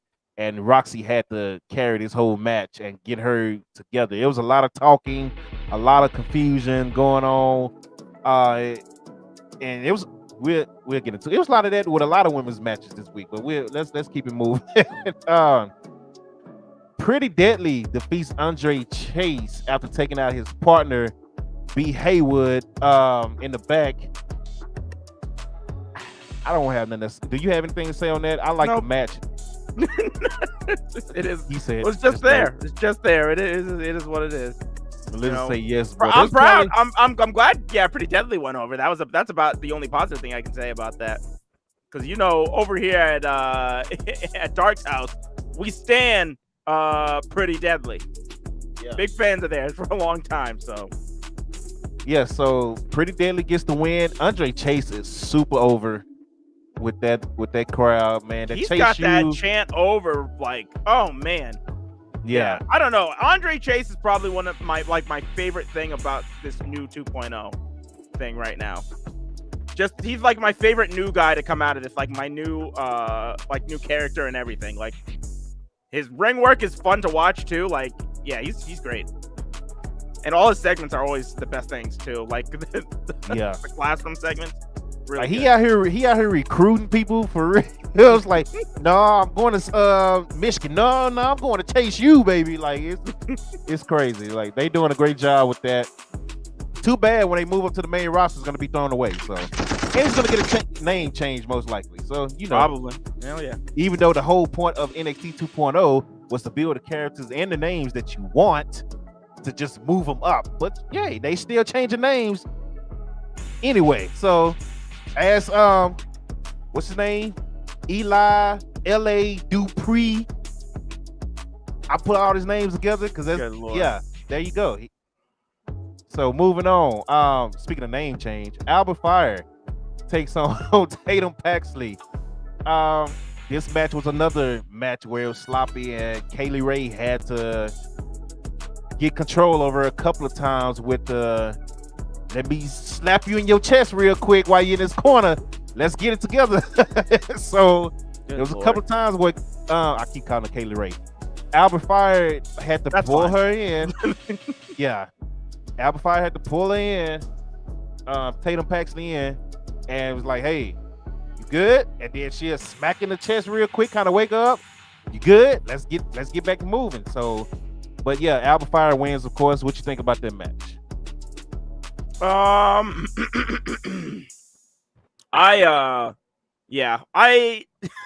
It was a match. It happened. I think that the right person went over. It's good that Alba went over, but at the end of the day, I still am always perplexed as to why she really needed a change. Because the only reason is that they didn't want to put her on TV, but that's not her fault. That's theirs. They can still put her on TV. She can still come out. Now she was coming out before. Like, her character is fine. She's the longest reigning women's champion, I think, in WWE history. And Walter's still the longest reigning champion in WWE also. But I don't know. It was okay. It was just okay. Yeah. I'm just glad she is on TV and getting some wins now. Her character, the entrance is fire. I will give her that. They did, it looked like they're trying to actually put in work with her. So I don't really mind that. But Kaylee Ray, Alba Fire, whatever you want to call her, she could go in the ring. So moving on to the main event. Once again, it was Carmelo Hayes and Trick. I'm sorry, I said Trick Williams earlier. It's Carmelo Hayes and Grayson Waller. I forgot to mention Grayson Waller did get involved of the opening segment. Talk noise to Solo as well. So it led to a match. Carmelo Hayes and Grayson Waller taking on Solo Sikoa and his mystery partner, or if he had a partner at all. Once again, here comes Apollo. Apollo is in his gear. The crowd is on fire. Once again, to see Apollo. Apollo looks ecstatic to be back in NXT, just like everybody that has came back. Dolph Ziggler, Bobby Roode looked very happy to be back. Natalya, she damn near cried, and she's supposed to be a turning heel when she came back because she was so happy to be there. The Viking Raiders were happy to be there. They're actually all these people that you're mentioning, besides I would say Natalya, it's because they can actually get on TV and do stuff. All these people that have been going down have just been put. That's what I'm saying. WWE has a really good roster, but you wouldn't know that if you watched their television program and saw how they were booked. Because, man, Apollo, before he went to the main roster, he was on NXT and he was great. He was fantastic. And he showed out this week too, but it's just like, man, you guys have these guys already, bro. Like, man. He even said in his promo with Braun that I moved up too early. They moved me up too early. I feel like I had some unfinished business here. So Apollo was just happy to be back. I was happy to see him back because I'm like, this man is chasing the freaking 24/7 title. When Austin Theory won the title, Commander Aziz and Apollo was in the ring. Aziz was holding up Austin Theory on his shoulder. Like, bruh, your boss is a former U.S. champion. And whatever. It was so stupid. So glad to see Apollo back. Let's see how long they keep him there. Hopefully they keep him there for, at least 2 months, 3 months. I think the Viking Raiders stayed, a month? And Dolph and Bobby's did like a month and a half, 2 months. And Natalya did 3 weeks just to get Cora Jade over. Pretty much. Yeah. So yeah, I'm excited to see more people go down. I forgot AJ Styles went down there for a while too. For Grayson Waller, AJ Styles went down there for a while. He seemed to enjoy it. AJ actually get matches on Raw. So the AJ crowd had really good matches with Grayson Waller too. Yeah, the crowd in NXT just appreciate the talent for what they are. But for the most part, because sometimes this new NXT crowd is a little different. But for the most part, they do appreciate the talent just for what it is instead of anything you do on the main roster. They're happy to see you back in NXT. But Apollo comes out. Him and Solo defeat Cameron Grimes and Grayson Waller. And that's it. Anything you got to add on NXT? Nothing to add. The main event was good. I'm glad to see Apollo back there. Yeah, this is just like another episode of NXT. It wasn't, I wouldn't say anything too crazy. What up, 18? Yeah, it was just there. Oh, well, all right. You said it was just there. I think NXT, it started off real good.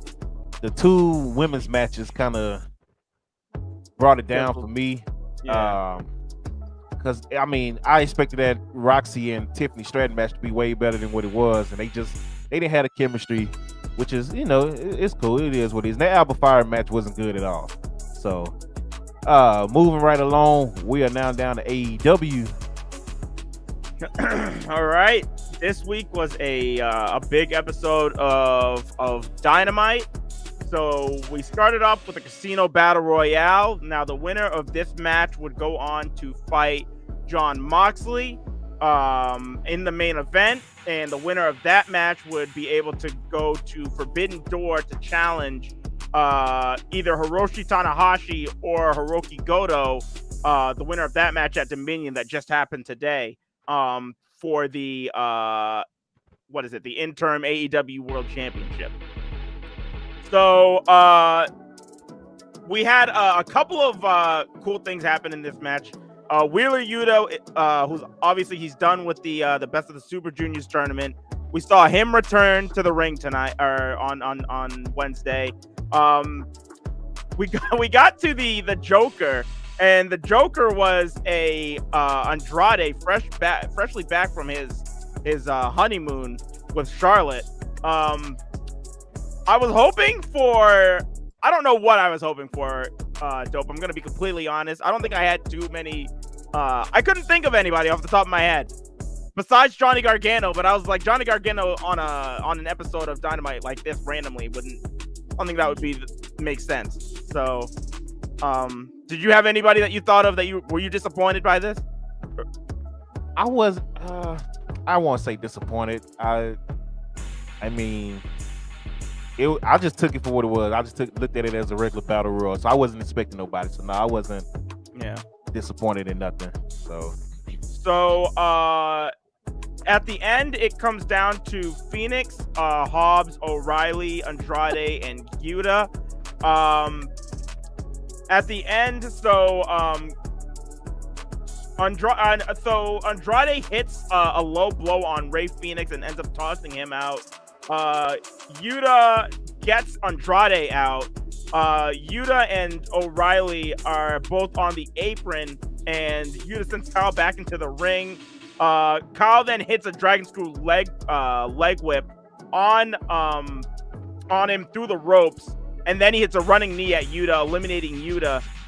Kyle O'Reilly wins the Battle Royale. I was pretty shocked at this outcome. I don't know what's going on with Bobby Fish. I don't know if he was in the match too. So yeah, they're really going in the singles route with Kyle. It looks like he's had 2 back-to-back matches, 3 back-to-back big matches. The one with Joe, the one with Darby at Double or Nothing, and now the main event where he had with Moxley. So it seems to me like they're testing the waters with O'Reilly. Bobby might be injured low key and was just able to get in the battle royal because it was a battle royal. He might have a minor injury that we don't know about. So. Up next, we go to a video package because there is a new title in AEW, and I got real excited. And they were just like, "It's the AEW All Atlantic Championship." I was like, "Where the hell is my trios title?" I was waiting on your reaction to that because I was like, I wonder if Dark was thinking of trios title because that's what I was thinking. Yeah, that's what's been talked about. And then when I saw it, I was like, "That's a beautiful belt," but Dark ain't gonna like this. I was just laughing. So yeah, it wasn't the trios title. They have another singles title, the All Atlantic Championship. We got enough singles titles. I didn't think we needed this, but well, hey, it's here. And so they're gonna crown a champion via a 4-way at Forbidden Door. Now on the way to the 4-way, we're going to have, I believe it's 4 sets of matches, 3 in AEW and one in New Japan. All of these are going to be qualifiers to participate in this 4-way match. The first one being Buddy Matthews and Pac that we saw. Say Super says they don't need one. What? What? That's what I was looking at. Like, what? They definitely need a trios title, bro. They got a lot of teams. They are doing super bad tag division. No, what? No, they're not. No, buddy. I want trios titles, really like the Mid-Atlantic tournament. Let's say they have hella singles titles. Yes, I was about to ask you about that. Do you think it's starting to get watered down, kind of like WWE with their titles? Well, it's just, I just think that AEW, if they're not watered, they're not at that level right now. Because what is it? WWE is crazy right now. But it seems like it's starting to get that way. Because now if you do add the trios title, then that's another title that you're adding there. I think they had a perfect balance. I think if you just got rid of that other singles title, because what is this singles title really going to do? You know what I mean? People see the TNT title as like the mid-card title. The AEW championship is like the big belt that you're going for. You already have the same thing in the women's division. It's just like I didn't see the point in having this title. That was just my thing. I didn't think it needed to be there. Having 2 women's titles is what I would get rid of. But I looked at this new title, kind of like Attitude Era WWE. It was one world heavyweight title. It was the IC title, European title, women's title, tag titles, and that was it. So if they didn't have like 2 women's, if they didn't have a TBS title and the AEW title, I would have been, I get what you're saying, but if I get rid of any title, I don't mind them adding this title. It's the second women's title if they're gonna have all these titles. And I would also put some type of rule on this title. I would like similar maybe to what Stardom does. Stardom has a title called the SWA Championship, and with that title, nobody that is that comes from the same area that you live in or the same nationality, nobody can challenge for it as well, as long as you're the champion. So I think that could be something that could be cool, especially if you have somebody that's an American that wins the belt. Then we have to see international talent fight this guy for the championship in order to win it. I think something like that could be cool, but I don't think they're going in that direction. So we'll see. However, follow John. Go ahead, Dork. I'm sorry. However, we did get the brackets, and the bracket is pretty fire. And the first match we got was Buddy Matthews against Pac. I think this is Matthews' first singles match on Dynamite. This was just a crazy matchup between these two. With Pac ending up getting the victory after he hit the the Black Arrow from the top rope. What did you think of this match, though? Match was fire, man. I got mad because I look at it as this should have been NXT Black and Gold Takeover. You know how I do when these guys go in it. I get mad, but it was a good match. That's a match I've been wanting to see for a while. Like when all the way back in the days when Murphy was like dominating the cruiserweight division and Pac had already left. I was like, man, this is a dream match that I want to see. And we finally got to see it. Finally got to see it on AEW. So I appreciate AEW for that. Man, 205 used to be fire. People didn't appreciate it. And then got mad when they got rid of it. You remember how those every time there was a pre-show match with these guys, they always ended up being better than most of the cards. Yeah, every time. Holy smokes! Up next, we had a promo from Eddie Kingston. He cut a promo just saying that he wanted Hager on Rampage because during the Battle Royal. Or the Casino Battle Royal, Hager cost Eddie Kingston and knocked him out. So now he wants him. Now, we cut to Trent Beretta talking with, in the ring. Said he's not happy about what happened last week. So he called out FTR, and FTR agreed with Trent. They said that Trent and Rocky, he still doesn't think they would win, but they were definitely costed in that match by the United Empire, and they do deserve another shot at the titles, and they said that they would give it to them. Cash starts talking shit about Will Ospreay, and almost on cue, Ospreay ends up coming out, which was a huge surprise to me. And then he tells them to turn around. I think it was Trent. Trent gets just picked up by Aaron Henare and slammed with a spine buster.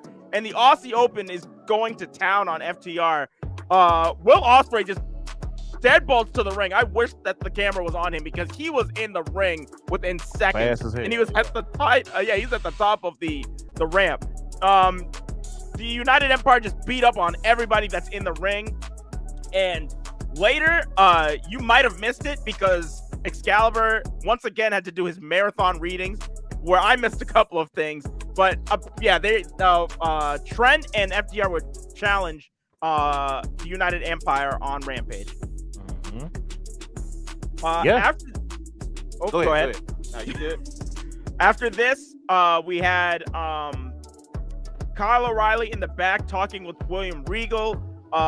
Regal was trying to give Kyle some advice and just wish him good luck. Kyle O'Reilly was basically saying that he doesn't need it and he's going to take out his boy, Moxley, in the main event. Up next, we had David Finlay versus Hangman Page. This was a pretty solid match that these two had. If you've never seen David Finlay before, this is the Finlay's son from WWE. He was and David Finlay was coming out with a shillelagh and all too, so because of his father, so that was pretty cool to see that too. But the end of the day, this was Hangman's first match back. Ain't no way he's gonna lose this. Hit him with the buckshot, 1, 2, 3, and Hangman caught his win back.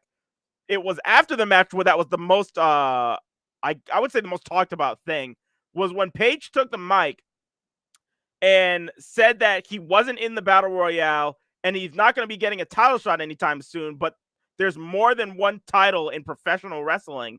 And he said, I want Okada. Hold on. Okay. Can you hear me? Yeah, I can hear you. I don't know if I'm still online. We just had like a quick power outage. Oh, goodness gracious. So I don't know if I'm online or not. Let me check on your end. I don't know if the internet got a reload up or it says you're. Oh, I got a thing. Anybody in the chat? Can you guys still see Dope's page? Is it still up? I'm waiting for this ad to stop. Hold on 1 second. I guess it looks like you're still up. You're still up. You're still good. Wow, that's amazing then, because everything Super just went out. Dan, okay, thank you, Dan. Thank you. Yeah, they said that they can still see you, Dope. All right, we'll bet. Let's go. What part was you at? Because we just went out. Hangman after the match. Okay. So yeah, he called out Okada. He said at the time, because Okada, the IWGP champion, he said he wants him at Forbidden Door. So what did you think of that promo? It's funny because right before he cut the promo, I had just tweeted.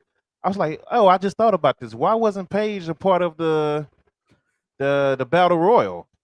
Mm-hmm. You know, for the AEW title, considering he is the guy that just lost the title, and you know, whatever. I felt like he should have been in it, but since they are moving him on to, I guess, New Japan title, I'm cool with it, I guess. So after this, Tony came out to the ring with Wardlow, and do you hear music? Is there music on your side?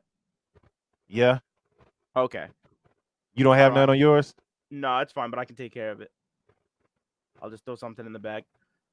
It's crazy because it's playing, but it's not up on the screen. Like, I don't have the music up on the screen. Really? Yeah, hold on.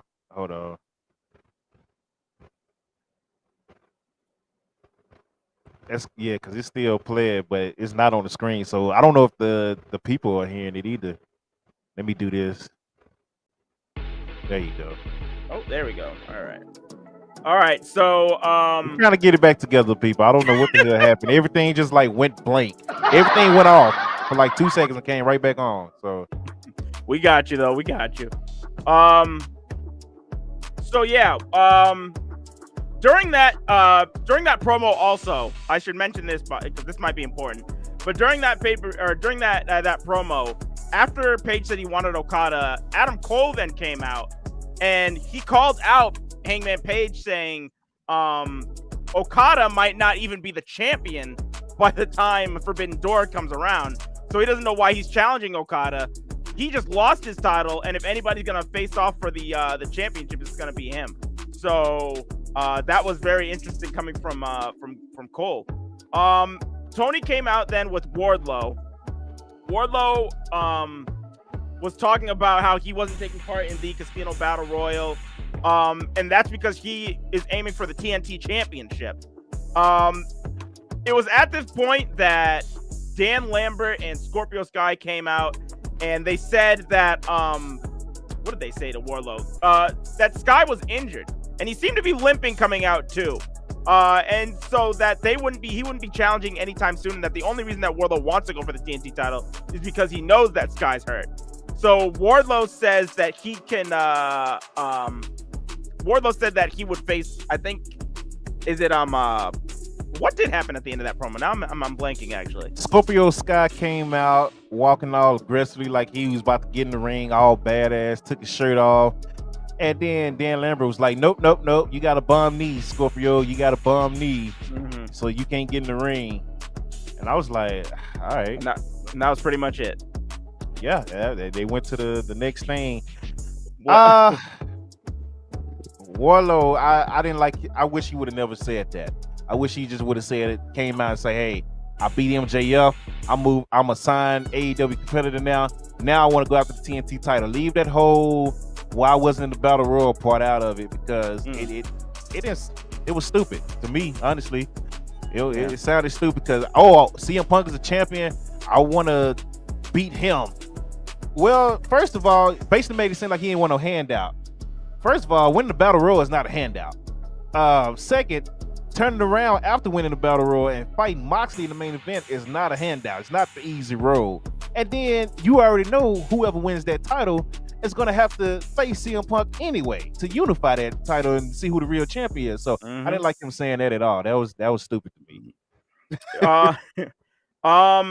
After this, Mark Sterling is on the Titantron.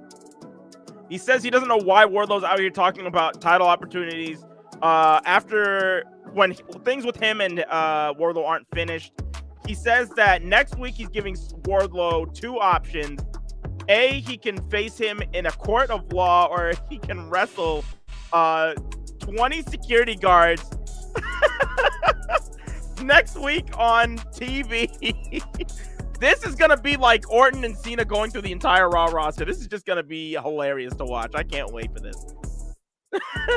You know what? I heard Wardlow's music. They gave him pyro and stuff. I'm disappointed that Tony Khan did not give him like a marching beat that do kind of like Goldberg so the crowd could chant. Because I know if he would have done that, Vince would have been like, oh yeah, Bill, get your ass up here. We got a real Goldberg. And everybody would have went crazy because Goldberg returned that Money in the Bank because Vince McMahon wants to prove something to Wardlow. I'm petty like that. I wish Tony Khan would have did a marching beat for Wardlow just for that reason alone. That would have been hilarious. The Hardys and the Young Bucks are arguing in the back. Christian and the Jurassic Express come in. Christian says none of them deserve a title shot for the titles, but next week Jurassic Express will be defending the titles against the Hardys and against the Bucks in a ladder match. Now, I missed this segment. So the only reason I found out about the only reason I found out that this match was even happening was social media. No, it was during Excalibur's run through that he did. And I barely caught it. I literally was just looking at the screen, saw that there was a graphic with ladders and the Hardys and Jurassic Express, and I didn't have time to react. I was like, did I just see a ladder match? It was done. It was gone. He was on to the next thing. And I was like, what in the world? They got to give this man a break. I swear to God. Right. He was going so fast. He even stumbled at one point because he was moving. And he had to stop himself and slow himself down because he was going so fast Get the Tables in the building said Tony Khan is trying to have a man. That's how I found out about it, because social media, somebody posted a Jeff Hardy just like looking depressed. It was like, damn, another ladder match, bro. So yeah, that man is in pain. Matt is in. Hey, this is your choice. This is what you chose to do. When you hopped over the barricade and say, I'm going to my brother, this is what you signed up for. So hey, do what you got to do, Jeff. Shoot, I would have just left. Right. Hey, I can go on about this. That could be a whole nother podcast. Just me talking about how I think the Hardys just need to take it easy. But hey, the next match we had after this was a match for the women's championship. Thunder Rosa against Marina Shafir. I thought this was kind of this came out of nowhere for me.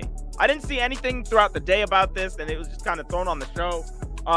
The match was just okay to me. I admit I missed a major portion of it, but I saw that Marina Shafir ended up losing after Thunder Rosa hit it was like she hit a top rope suplex and turned it into the rolled into the Thunder driver to get the pin, which I thought the ending was dope, but I missed the majority of this match. So what did you think of this match though? So I saw this match. It was bad and good at the same time, which is crazy because what made it bad also made it good to me. So it was bad because these guys, that's disrespectful. 1804 Super over here talking about Roddy Strong's wife like that. But Super does not like AEW. That's what I've noticed. Well, what's crazy is he started the comment section. I thought he was AEW homer the way he was talking. Then he just kind of like, nah, I hate them too. I hate them. I don't like the tag title. So hey, Super, he's calling it how he see it, I guess, with AEW. But the match, it was bad and good, and for the same exact reason.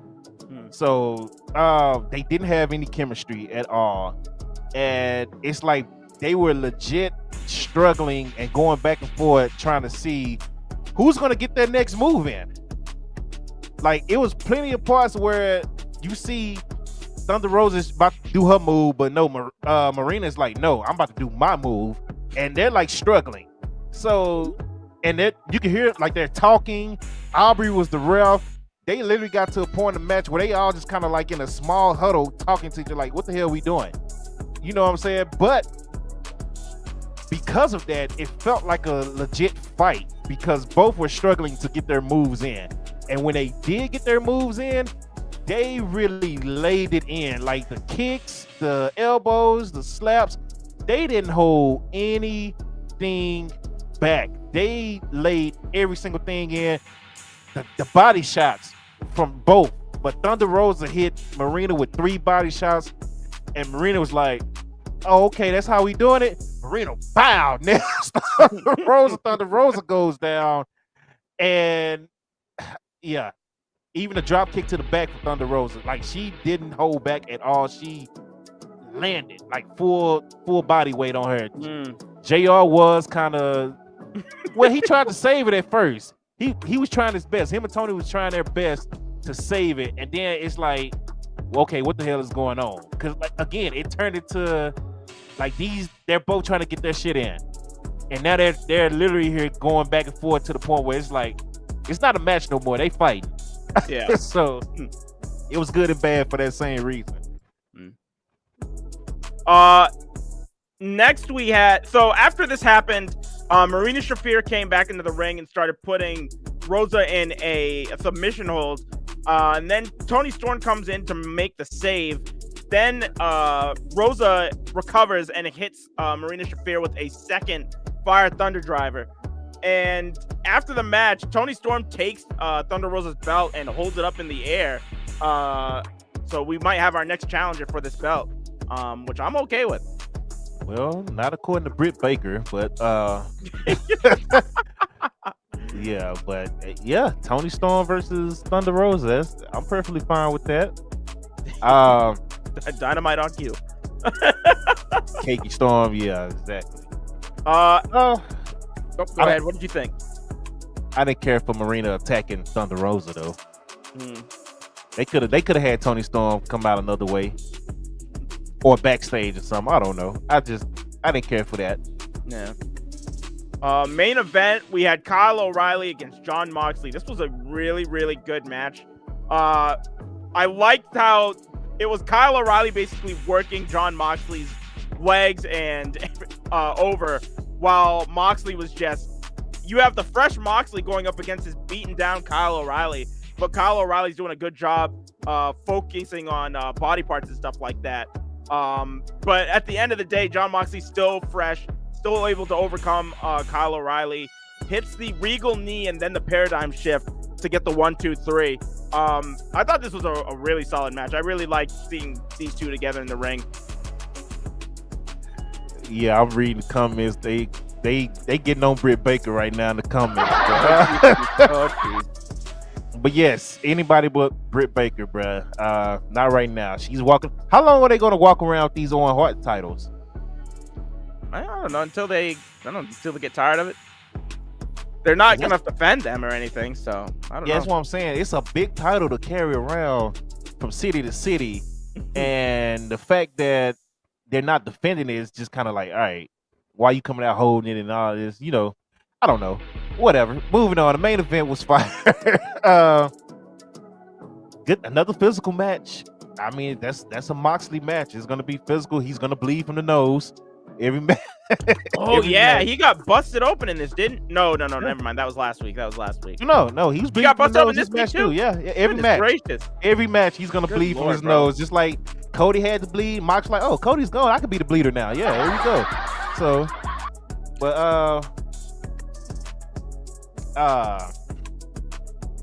yeah, Kyle O'Reilly he's out here putting on classic matches, great matches. He's physical.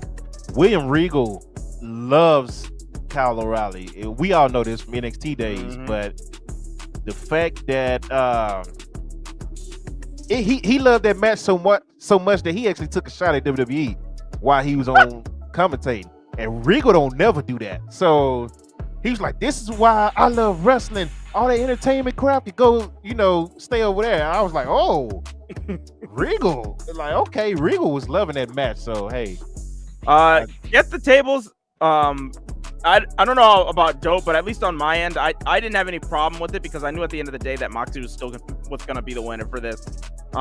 Especially when you have him going up against him in the main event. The only way that I would have seen something change is if they wanted to give you to that spot. But when he got eliminated, I was just like, I know what's going on. So no, I didn't have any problem with that. I wasn't expecting nobody, so no, I didn't care. Yeah, I didn't care because again, this CM Punk is coming back. What, 6 weeks, maybe? Yeah. I don't know. I can't remember exactly how long they said. So it's I wasn't really expecting nobody. So it didn't bother me at all. And that is it for the show. That was it. All right, pretty good show. No MJF. How long you think MJF stays on TV? I think, what's the next big show? Ooh, he could come at Forbidden Door. He could fuck something up. Ooh, what if he causes Moxley? What if he causes Moxley to lose, and Tanahashi becomes the interim champion? A New Japan guy is the champion. What happens if that happens?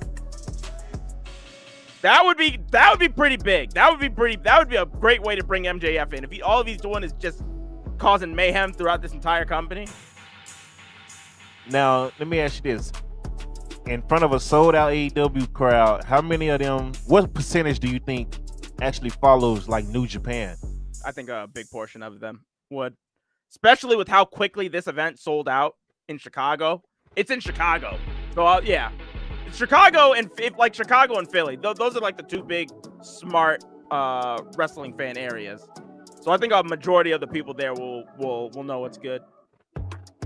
I think because I see a lot of New Japan people come out, and I'll be like, man, they should get a bigger reaction. And Ospreay, I thought he should have got a big reaction. I was looking at the crowd. I was like, maybe it's like a 60-40 split. Like, I think 40, maybe 45% knows, like really know about New Japan, and the 60% just kind of know of New Japan. So That's why I asked. I was like, I wonder how many. What was your thought on that?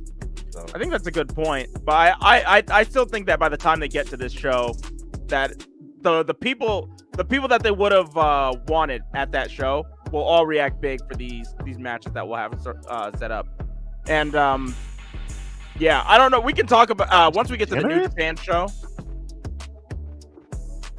60-40 is being king. We can talk about some of the potential matches that we've got coming up soon, but yeah, I think by the time we get to that show, it'll be all right. Yeah. What up, Ghost on YouTube? Who said that? David said the crowd was dead. People really not watching New Japan. That shit come on like 3 a.m. Well, no. Because I have Access TV. New Japan come on right before Impact on Thursdays, and right after Impact, they do a replay right after Impact on Thursdays. So you can watch it if you have Access TV. It's only $10. $10 a month on New Japan World. Yeah, it's not like the old Ring of Honor days. I was gonna say, I watched Dominion today. I didn't watch it live. I'm not crazy. I used to be. When I started streaming, I was doing live streams. When this started, it was brutal. But no, like, yeah, with these streaming services and stuff. Hey, appreciate the follow, man. Welcome. But yeah, that is AEW for you. Let's get right into. Did you watch Impact this week? Were you able to get it? I did not, but I'm seeing this Slammiversary card, and it is looking very, very good. Oh my goodness, that X Division. What is it? What is it called again? The Ultimate X. That Ultimate X match looks like it's going to be insane. And it's really good to see Jack Evans also back wrestling. That's cool. After all the shit he's been through. So I missed this week, but I've been catching up with like the last 2 weeks. Man, they are doing some good stuff, man. Impact is consistently good. I don't like the fact that Eric Young is taking on Josh Alexander, but whatever. But Josh Alexander and the Briscoes teaming up together. If you missed that match, go back and watch it. They took on Eric Young's group. I can't think of their name right now. Violence by Design. Yeah, and they took them on the other week, and those guys are fun to watch together. Josh Alexander and the Briscoes, they are super fun to watch together. I want to see more of that, honestly. But let's say Zayn and Ace is going to be interesting. Yeah, we might do a watch along for that. When is that? That is, I come back. No. Yes. I think it's when I come back. So I think it's that Sunday. You know what, Dope? I don't know. Don't listen to a word I'm saying. Yeah. Yeah, I'll look it up when we get off. It's a lot to keep up with. There's a lot of premium live events, pay-per-views going on at the same time right now, man. It is this Sunday when Slammiversary will be coming on. So I'll be back if you want to do a watch along. Hit me up and let me know what you want to do. We'll talk during the week. We'll definitely talk during the week. I'm trying to. Sunday's normally clear anyway because we do this, so I should be good. Moving on to SmackDown. It started off with Drew McIntyre versus Sheamus. To see who's qualifying for the Money in the Bank, and it ended in a no contest. These guys just started brawling, and the ref called off the match, and instantly I was turned off on SmackDown. I was like, here we go with this shit. So, yeah, well, what's your thoughts on that match? I'm sorry, which match was this one? Drew McIntyre and Sheamus to see who qualifies for the Money in the Bank. Yeah, I don't know, man. That was just, if this ends with both of them in the match, then I mean, sure, whatever. But yeah, if you're not gonna, I don't know, it was just kind of dumb. Like, just put somebody over. It's not hard. And we saw this match again. This is turning into like the New Day Usos type scenario, where it's like you have a match, it's gonna be really good, but it's like, well, beyond that, what else? You know what I mean? And that's kind of like what you were saying earlier is what I was like thinking. It's just like, that's pretty much how Drew McIntyre's career has been since mania. You know, it's all like, Sheamus. Bobby yeah, Sheamus. Exactly. I was gonna say he's just playing through his greatest hits. Like they're just like, who's somebody good that Drew McIntyre works with? Oh, Bobby Lashley and Sheamus. Oh well, Bobby Lashley's on Raw, so yeah, just get Sheamus to come out and we'll do this again. It's just like, man, this guy is so talented and he can go up against anybody, bro. Like this is just ridiculous. They don't know what to do with him. They basically have somebody that's ready to be a main eventer, but they don't know what to do with him. So he's just there. He's just there having matches. Super. We've already seen them fight each other 50,000 times since 2020, bro. I don't want to see no more Sheamus Drew matches. And I got mad because it feels like they're setting up another feud between Sheamus and Drew McIntyre, which means this is going to happen all over again. And it's going to be like when New Day took on Fight Club or whatever their name is. The freaking I know Roots, whatever their name is. And it's gonna be like that, but we're starting it over with Sheamus and Drew, which we've seen over and over already. I don't want to see that. So I got mad at that. Both guys basically threatened. What's his name? Adam Pearce in the back was like, do the right thing. Adam Pearce is scared and confused. So we don't know what's gonna happen there. I just don't. What? Hold on. Oh, yeah. He talking about Sabre talking about games. Yeah. We'll get to that in a little bit, Marcus. Yeah, I thought you said something else. I was like, what? But yeah, moving on. You're on SmackDown right now, as you see in the background. Moving on, Lacey Evans makes her debut and takes on Xia Li, who got her interest back. Good for Xia Li getting her interest back. Yeah, good. Thank you, WWE, for putting Xia Li on TV this week. That was fantastic. Great job. Yeah. You're about to get a round of applause from me. Well, there you go. Money in the Bank qualifying match as well. Of course, Lacey Evans gets the win. Any thoughts on that match? Did not like her going over.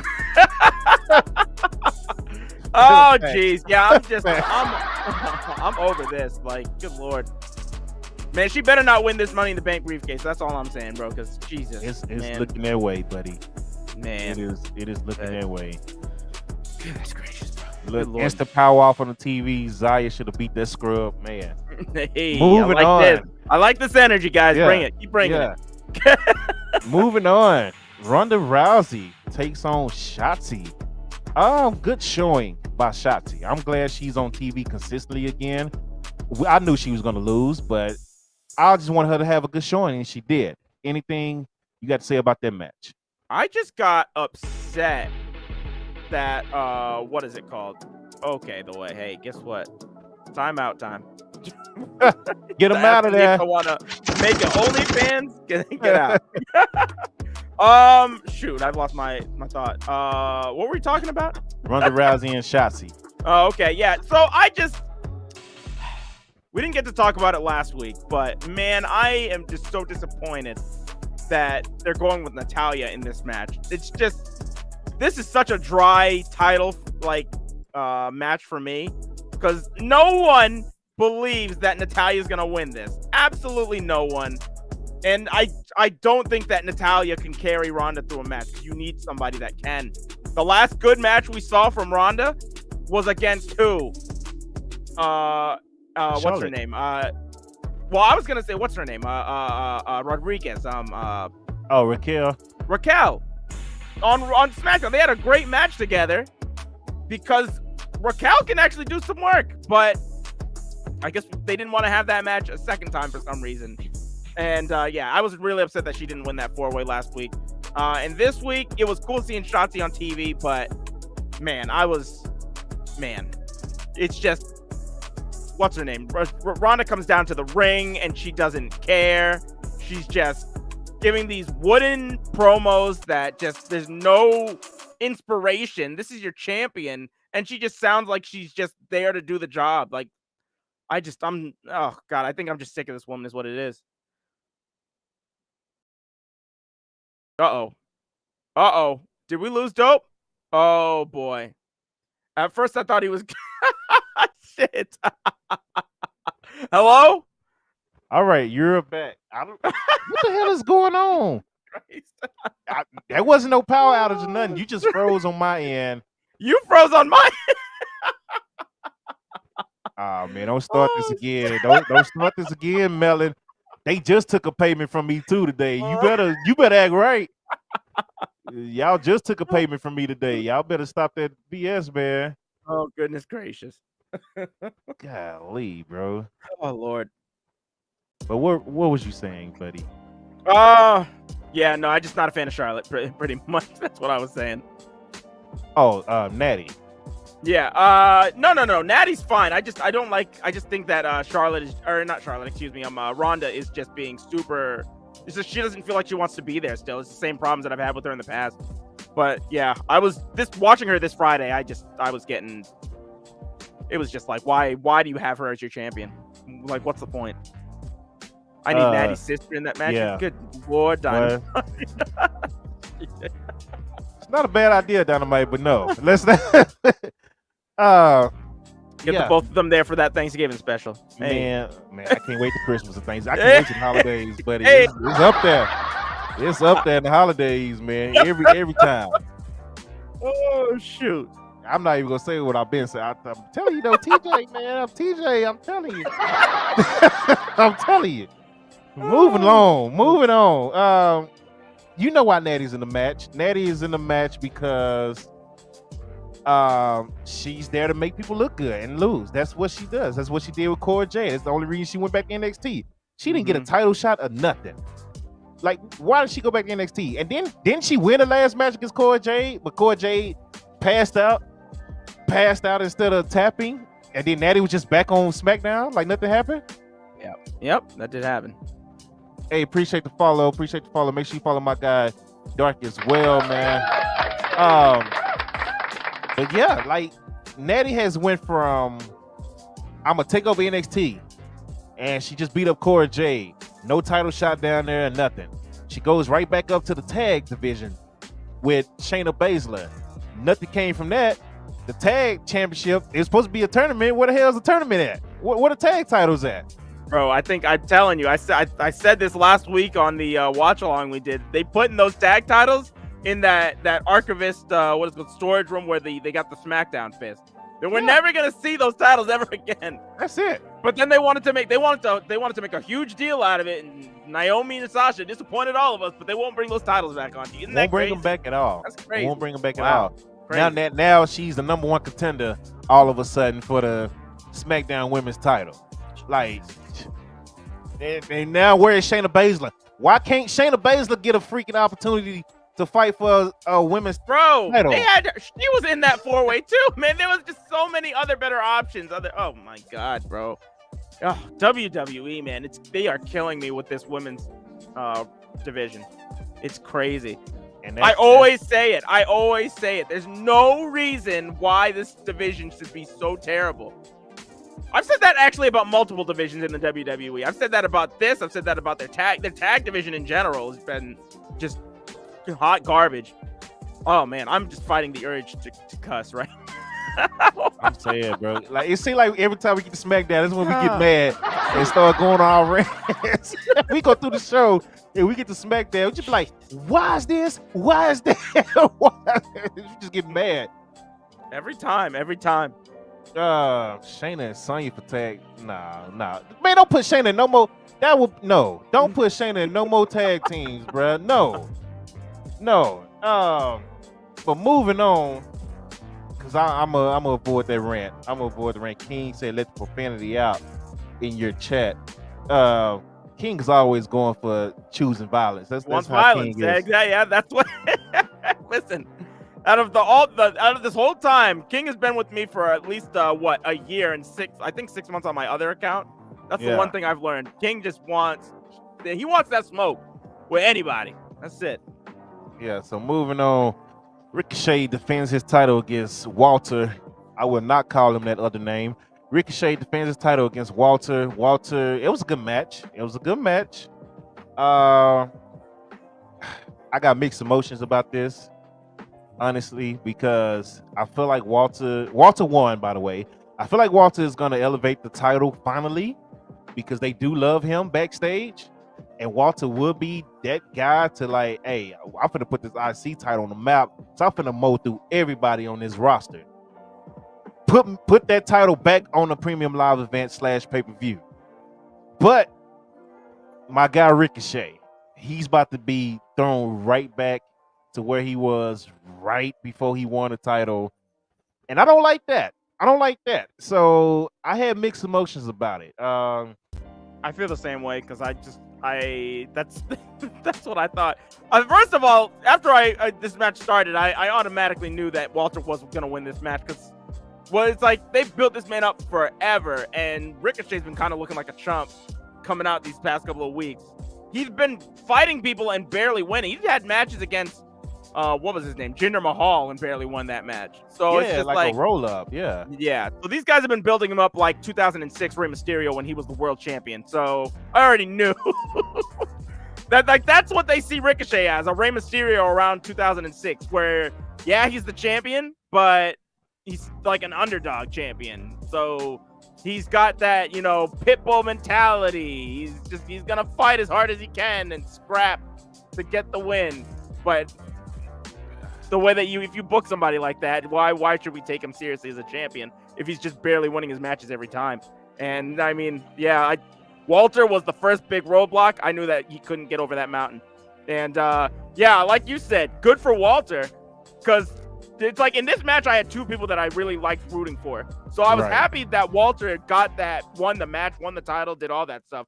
At the same time, we've seen what happens when Ricochet doesn't have a title. This man is just thrown to the back in catering, and then we don't see him until somebody needs another push.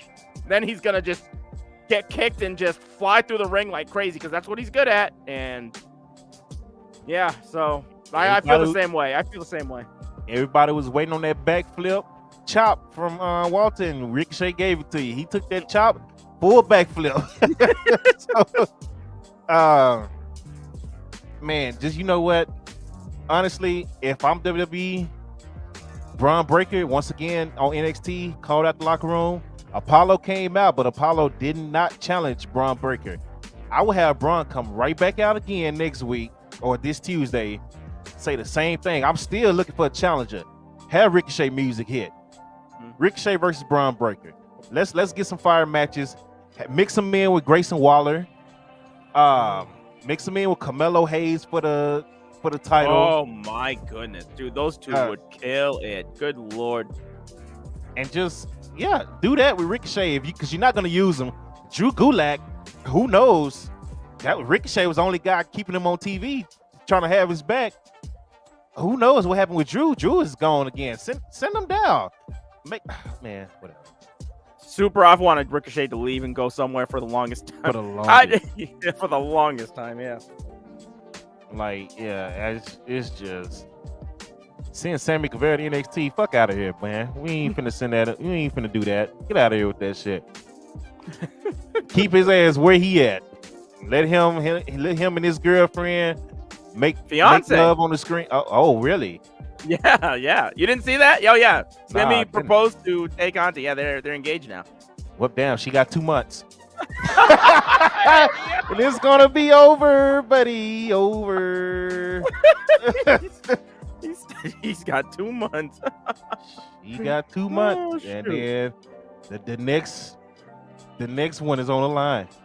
So now I got to go watch his blogs and see who's been there, who's been on the blogs with him. Moving on to the main event, Riddle takes on Sami Zayn. If Sami wins, Riddle is off SmackDown for good. He's a Raw competitor, so whatever. If Sami wins, Sami, I guess, is in the bloodline. Oh, shoot. Good match. I mean, Sami Zayn and Riddle is going to put on a good match. I just didn't like the stipulation because Riddle is not a SmackDown guy to begin with. So what are we? Is this a brand split still? Like, what are we doing?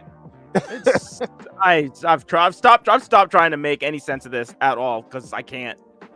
I'll just hurt my head trying to think of why they're putting talent from other shows onto the other shows. It's crazy. And yeah, Matt Riddle, I think they just thought we would all forget, Dope. So I don't think you were supposed to even say that. There might be somebody coming to your house tonight, with the Men in Black, what is it called? Little machine to try and erase your memory because they won't get too close with this Texas gun laws, baby. You on my property? You out of here, buddy. You out of here, buddy. True, but yeah, no, that was dumb. The only good thing, it was a good match, and I also like the interactions that Sami Zayn has been having with the Bloodline. I thought this was really funny, but other than that, I think this has been really dumb. That was really dumb. So, but Riddle got the win. So, yeah, but Lizard, he could just call out Roman every week on Raw. He can fight people that on Raw and just become the #1 contender, man. Like this is crazy. Nah, King, but I'll whoop your ass in the gunfight. You step foot on my property. I'm just saying. I know who I could beat. That's who I talk trash to. You one of the ones, King. But I don't understand. If you're gonna mix them in, go ahead and mix them in. Don't give us New Day versus the Brutes 15 weeks in a row, and now you about to give us Sheamus and Drew 15 weeks in a row. Don't give us, Miz losing to, or Ali losing to Miz and what's the name, Theory 6 weeks in a row for nothing. Like, yeah. It's crazy. I feel like I'm an insane person sometimes because I've just been watching all of this for so long, knowing exactly what's going on and what's going to happen. But oh Lord, I don't understand it, dog. Like, if you go mix them in and give us some fresh matches.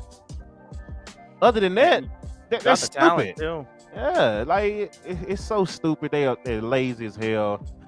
I'm really about to start working on lazy booking shirts. Like, seriously, just we probably should have named this lazy booking instead of budget cut. I'm telling you, we say it every week, every time we're on, man. It's just lazy booking. Yeah, Lizard drinking their juice boxes, bro. It's because they got the freaking these writers back there. This is what they're told to write. Which, by the way, it's crazy. I don't know. All the stories I've heard from wrestlers, it's just like, oh yeah, I had to talk to what is it called? My writer. They would come and give me this, and then I'd have to go to Vince, and then Vince would go back to the writers, and the writers would hate us. It's like, bro, then what? How about we just cut out all these other middlemen, dude? Like, it's like, how many people do you need to talk to?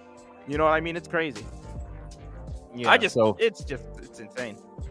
Riddle's the #1 contender. He's taking on Roman Reigns apparently next week, and not at Money in the Bank.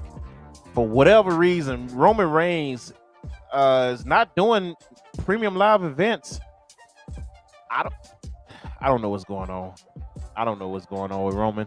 I don't know if it's you would think Roman would be back on TV with Cody Rhodes going out, right? But hey, we'll see. We'll see what happens this week. I'm not even going to jump to conclusions yet. We'll see what happens this week. And then we'll talk about it next week and go on from there. So, taking it for what it is. Yeah, taking it for what it is. That's SmackDown in a nutshell. Anything else you want to add to it? No, I think I'm ready to get the Rampage. Listen, I can make budget cut shirts anytime. All this stuff behind me that's not plugged in right now, that's what I make my shirts with, including the one I got on right now.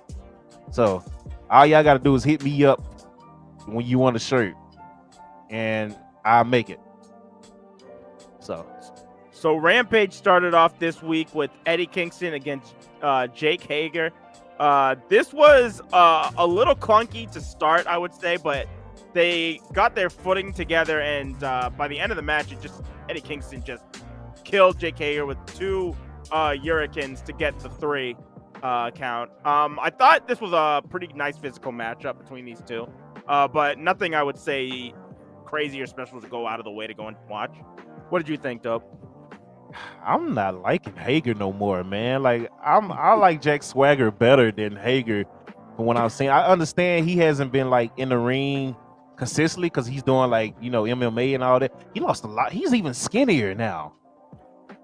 He's getting smaller, yeah. It's like he's starting to lose muscle now. So I don't know if he's changing weight divisions in MMA. I haven't kept up with it in a while, but he is skinny as hell. He like one of them damn teenage kids that ride skateboards and just I'm gonna beat up on people because I'm just taller and bigger. But like, yeah, that muscle tone is thinned out of there. The match was alright. It Yeah. you know, yeah. Yeah. It was alright. Up next, we had Chris Statlander and Red Velvet going. Wait, no, I missed something. We had Satnam Singh Yeah. and Jay Lethal going up against Davey Vega and Matt Fletchett, two guys who you've never heard before, so you knew what this was. This match was very short, very quick. They just got annihilated by Satnam Singh, and Jay Lethal put him away with the lethal, a double lethal injection. So, yeah. This was just there, and I don't know. Satnam didn't really impress me. I know he hasn't had a lot of time in the ring or anything. It definitely. No. He definitely needs some more. He definitely needs some more matches under his belt. That's for sure. We could have something good on our hands and a big man in AEW, but yeah, he's gonna need a lot of work. One thing I did notice is I could definitely tell he's working with Paul White because the moveset that he used, drag him to the corner, tell the crowd shush, big chop to the chest. They tried to double team him. He instantly runs through the double team and hits him with the double clothesline. I was like, that is Big Show all day. And then he got those two moves in, he tagged out. Yeah. So after this match, we had Chris Statlander go up against Red Velvet. Statlander ended up getting the pin after she hit Friday Night Fever on Velvet. After this match, just a bunch of crazy stuff happens. Kiera Hogan jumps in and goes at Statlander. She's hit with a pump kick by Jade Cargill. Anna Jay comes out to make the save. And Athena then shows up, and everybody just needs to be held back. No, Athena needs to be held back. They didn't hold nobody else back but Athena. I will say this: the baddies are my favorite faction in AEW right now. Good lord. Kiera Hogan with the see-through blue pants, and I was like, all right, sweet baby Jesus. Man, but Chris Statlander, Jade coming out looking. Oh man, hey, yeah. Whew, this whole match. Yeah, Statlander though is even Red Velvet was killing it for me. Oh my goodness. Anyways, we're getting she did this little movement to get in the ring. I was like, I ain't never seen that one before. But all right, there you go. But yeah, Statlander is a beast. She is killing it. Like her moveset and the way she moves around the ring, she was throwing Red Velvet around like a child, man. Like some of the stuff she was doing was just crazy. She needs to be a champ pretty soon.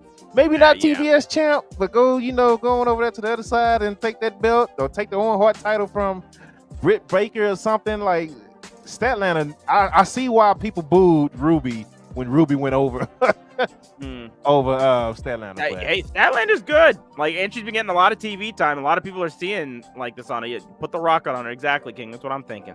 Yeah, she's a beast, but Kiera Hogan is the MVP of that segment. Facts. I don't like them. I don't like them holding back Athena and nobody else. That was dumb to me. Everybody else got a chance to fight. And as soon as Athena came out, all of a sudden everybody's out there. Like, okay, okay. We can't have them touched though. Okay.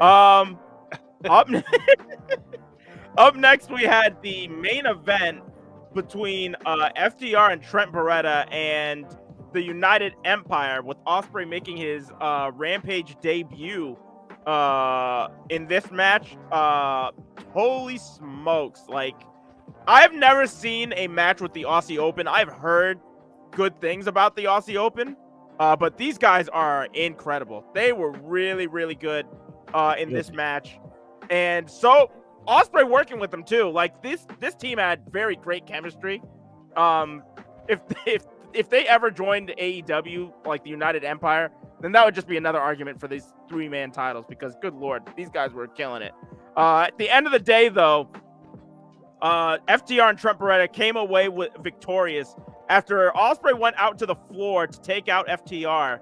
And Trent Beretta was alone in the ring with, I believe, Kyle Fletcher, and ended up giving him the bastard driver for the cover. So, yeah, this match was really good. I really like this match a lot, actually. Yeah, that match was fire. Super.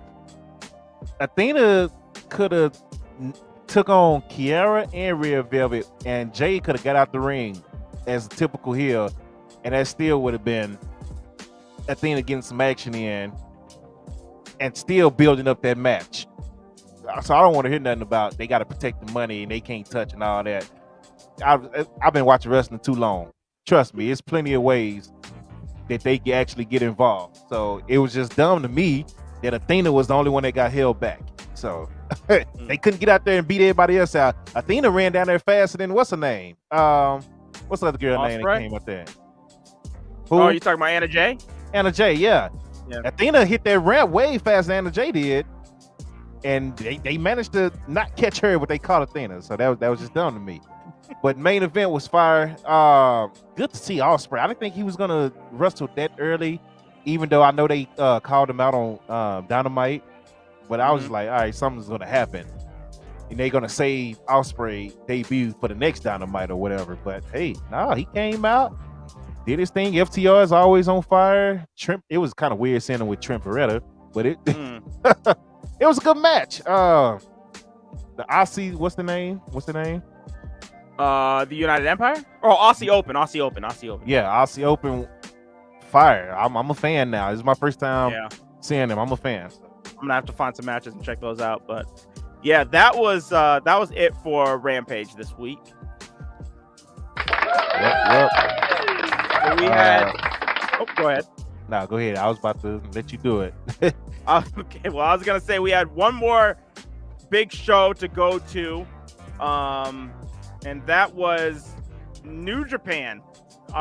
They just had their Dominion show early this morning. Again, if you want to watch the show, you can go to 55 Dark Avenue. I streamed the entire I didn't stream the entire event. I streamed the title matches and everything up from there. So it's a pretty big portion of the show. You'll see all the important stuff that we're about to talk about. And yeah. So on the undercard, we had a 6-man tag team match with the United Empire facing off against the team of 6 or 9, Master Wato and Ryusuke Taguchi again, and Hiroshi Tenzan, with the United Empire going over. We then had a second 6-man tag match with the Bullet Club, Ace Austin, El Phantasmo, and Taiji Ishimori defeating Los Ingobernables de Japón, the team of Bushi, Hiromu Takahashi, and Tetsuya Naito. So they're still pushing the Bullet Club pretty highly. A singles match with Toru Yano and Doc Gallows that went 4 minutes, with Yano defeating Doc Gallows.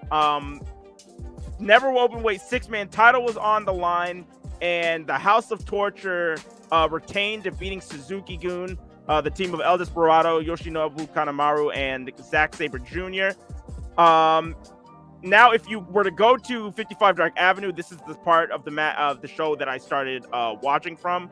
So we had the IWGP Tag Team Championship. The United Empire was going up against the Bullet Club, and they defeated the Bullet Club to become the new IWGP Tag Champions going into Forbidden Door. Great O'Khan and Jeff Cobb are the members from the United Empire that won them, and they were the faction that came in and beat down on everybody, was it last Wednesday, I believe? So probably see more of that to come. Do you think at Forbidden Door we'd probably see some type of, I don't know, like all or nothing type matchup between the United Empire and FTR? Because FTR's got a lot of belts right now, and you know, you could do that. You could do something where you say, we'll put our Ring of Honor championships on the line. You put your IWGP championships on the line. I think that'd be a hot match. I think they are going to do that now that you said that. Because they have to. They sold it out already, so it's a done deal. But you still have to give it that big feel, especially when it's something like this. It's two companies, man. The New Japan and AEW coming together. Yeah, you got to have some type of match where it's all or nothing. So, and I think it'll be the perfect way to do it with the Ring of Honor titles and the New Japan title. So, yeah, it's a good idea. Razor said Cyber Fight ?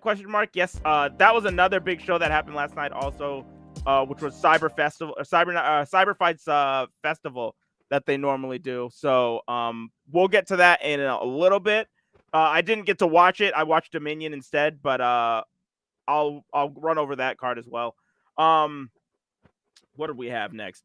The interim AEW World Title Eliminator match between Hiroshi Tanahashi and Hiroki Goto.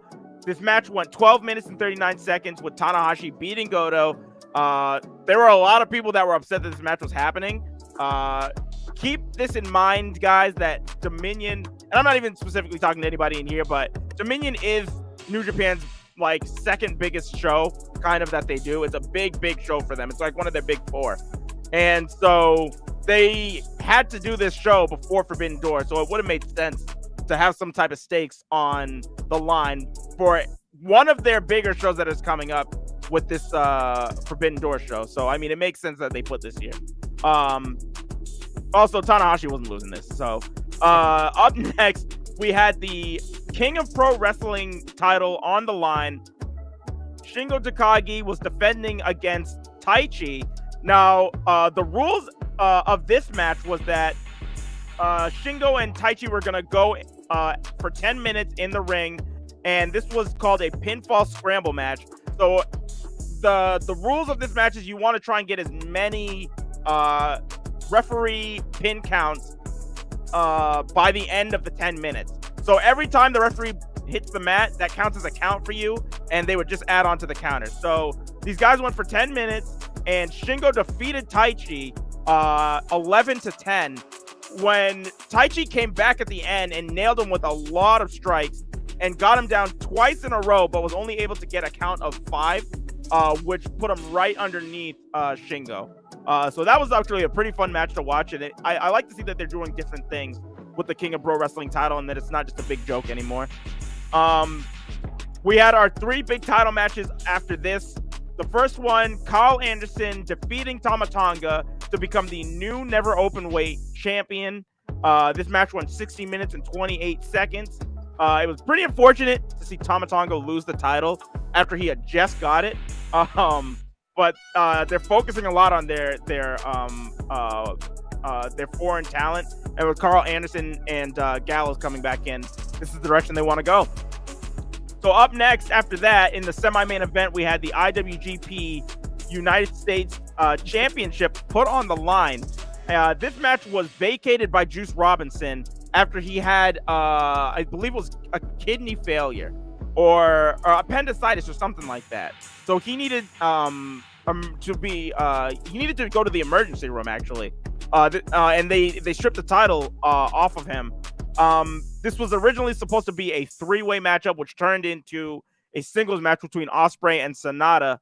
Ospreay ended up beating Sonata, but they did say several times that the title wasn't actually there, that Juice Robinson was still in possession of it. So even though Ospreay won the match, he had no title to hold up after the fact or anything, kind of playing into the story about how Ospreay's being screwed by New Japan. They also did make mention that Ospreay has won pretty much every type of accomplishment you can think of in here, except for being the winner of the G1. Ospreay had a kidney thing as well as Juice Robinson Super. It was both of them. Ospreay came back, and they also mentioned multiple times that Ospreay almost died from his kidney thing. So,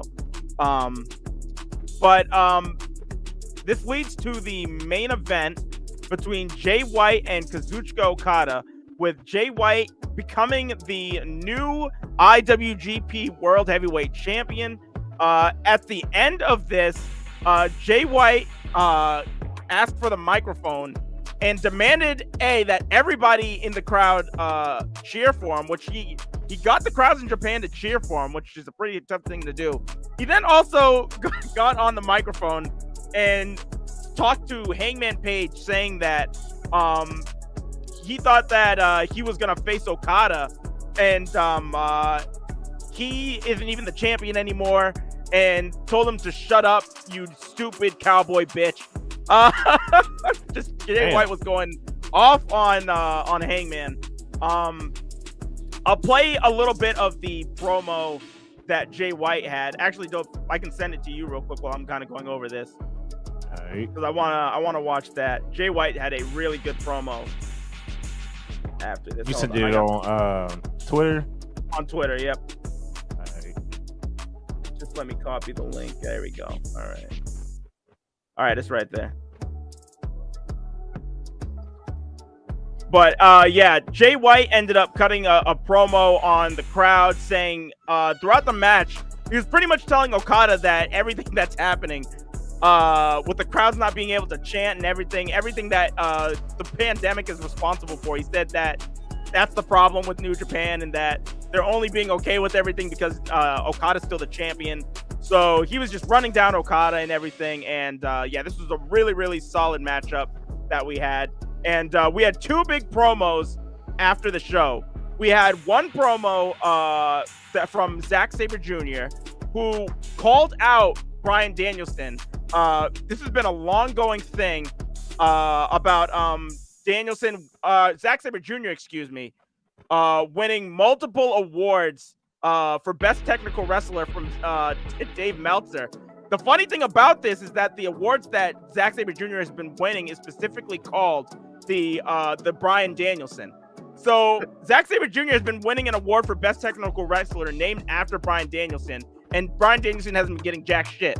So Crazy. He called out the American Dragon, and hopefully that's a match that we will see at Forbidden Door, because if we see Bryan Danielson and Zack Sabre Jr., this could be one of the greatest technical wrestling matches I've ever seen in my life.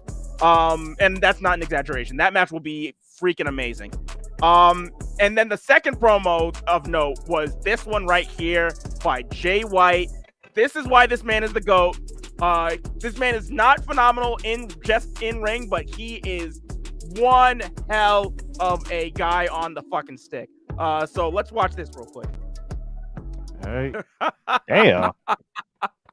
Jay White just cutting, and that is nothing new for him. This was not a out of the ordinary. Oh my God, he got a great promo. That was just Jay White.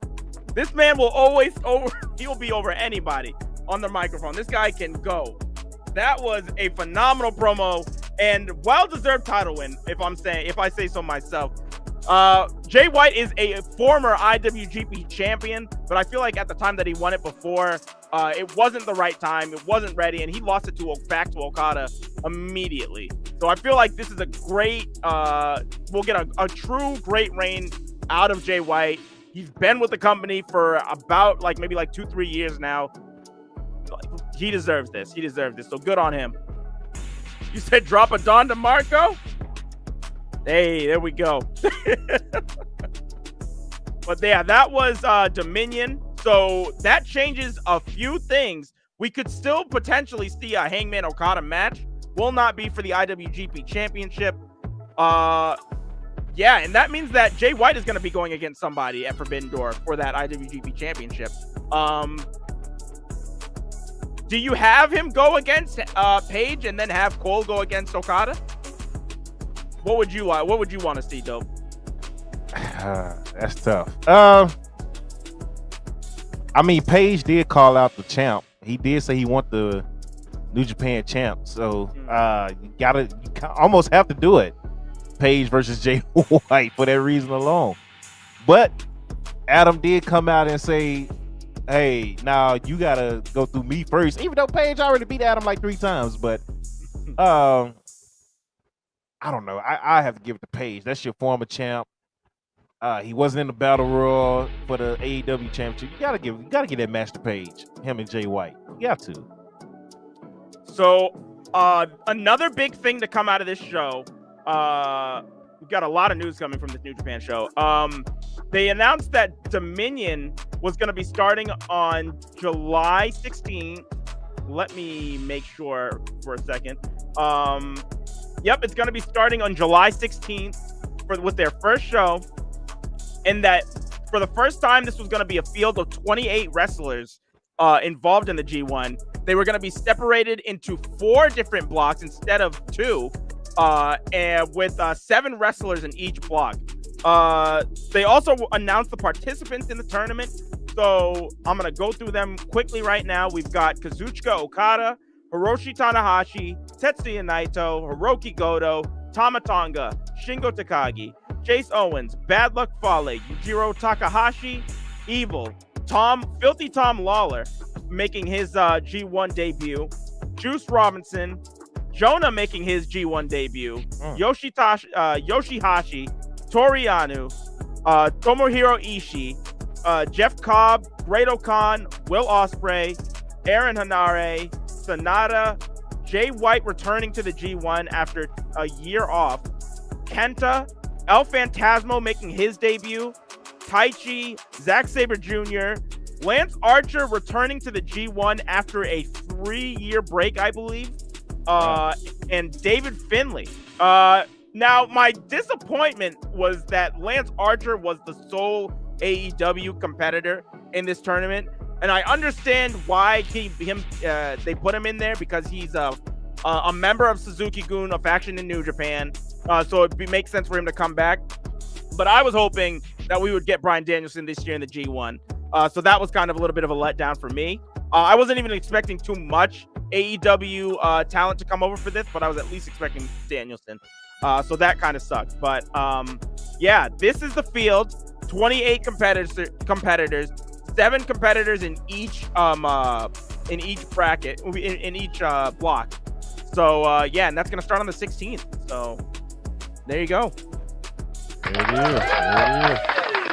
That was a lot of news coming from New Japan. Yep. One show at that. So that was the show for the day. Let's Doug has another. If you feel like he want to rant on somebody real quick. No, nothing I can think of. Also, I'll say the main event. I'll just say the main event from Cyber Fight. Go Shiozaki was defeated by Satoshi Kojima. So the GHC heavyweight title changed hands. So which was kind of disappointing, but I called it. I wish I didn't. But yeah, no, I don't got any. I don't got anything I think I want to vent on this week. I don't know. If you are on the internet, don't turn into a salty homer for either side. Just watch wrestling and enjoy it. I think that's the extent of my rant this week. And stop trying to know everything. Just take it for what it is. Exactly. Just like what we said we was gonna do with the Roman Reigns thing, because we were about to start going into, I think this. No, I don't know. So let's take it for what it is, and then we react to what happens. That's all it is. That's all you can do. Stop trying to be like, backstage said. You not backstage, bitch. Stop trying to stop trying to say what backstage said. You ain't never been backstage. Get out of here with all that, man. You said you heard that rant of that caller that called in and said what should happen with Judgment Day, right? And Dave LaGreca went off on him. Bully and Dave went off on him. I saw you post about it afterwards. Right. Yeah, I saw that. All right, because I was going to post that again in here, but, I say it at time. If you're not following me on Twitter, you need to follow Dope Content on Twitter. Follow MT Darkness on Twitter. Follow both us on YouTube. MTDW just did their latest show. It was our first Dark Premium live event, and we call it that and not a pay-per-view because it still takes place in the Dark Zone, but we spruced it up, gave it a few different bells and whistles. It's a really big show.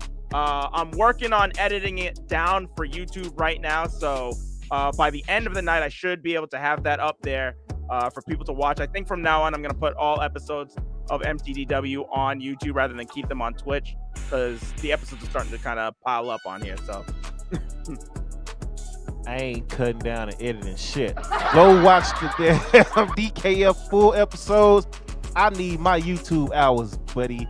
Go watch the the full episodes on YouTube. Every episode is on there, including the last one where we took over Tokyo, Japan.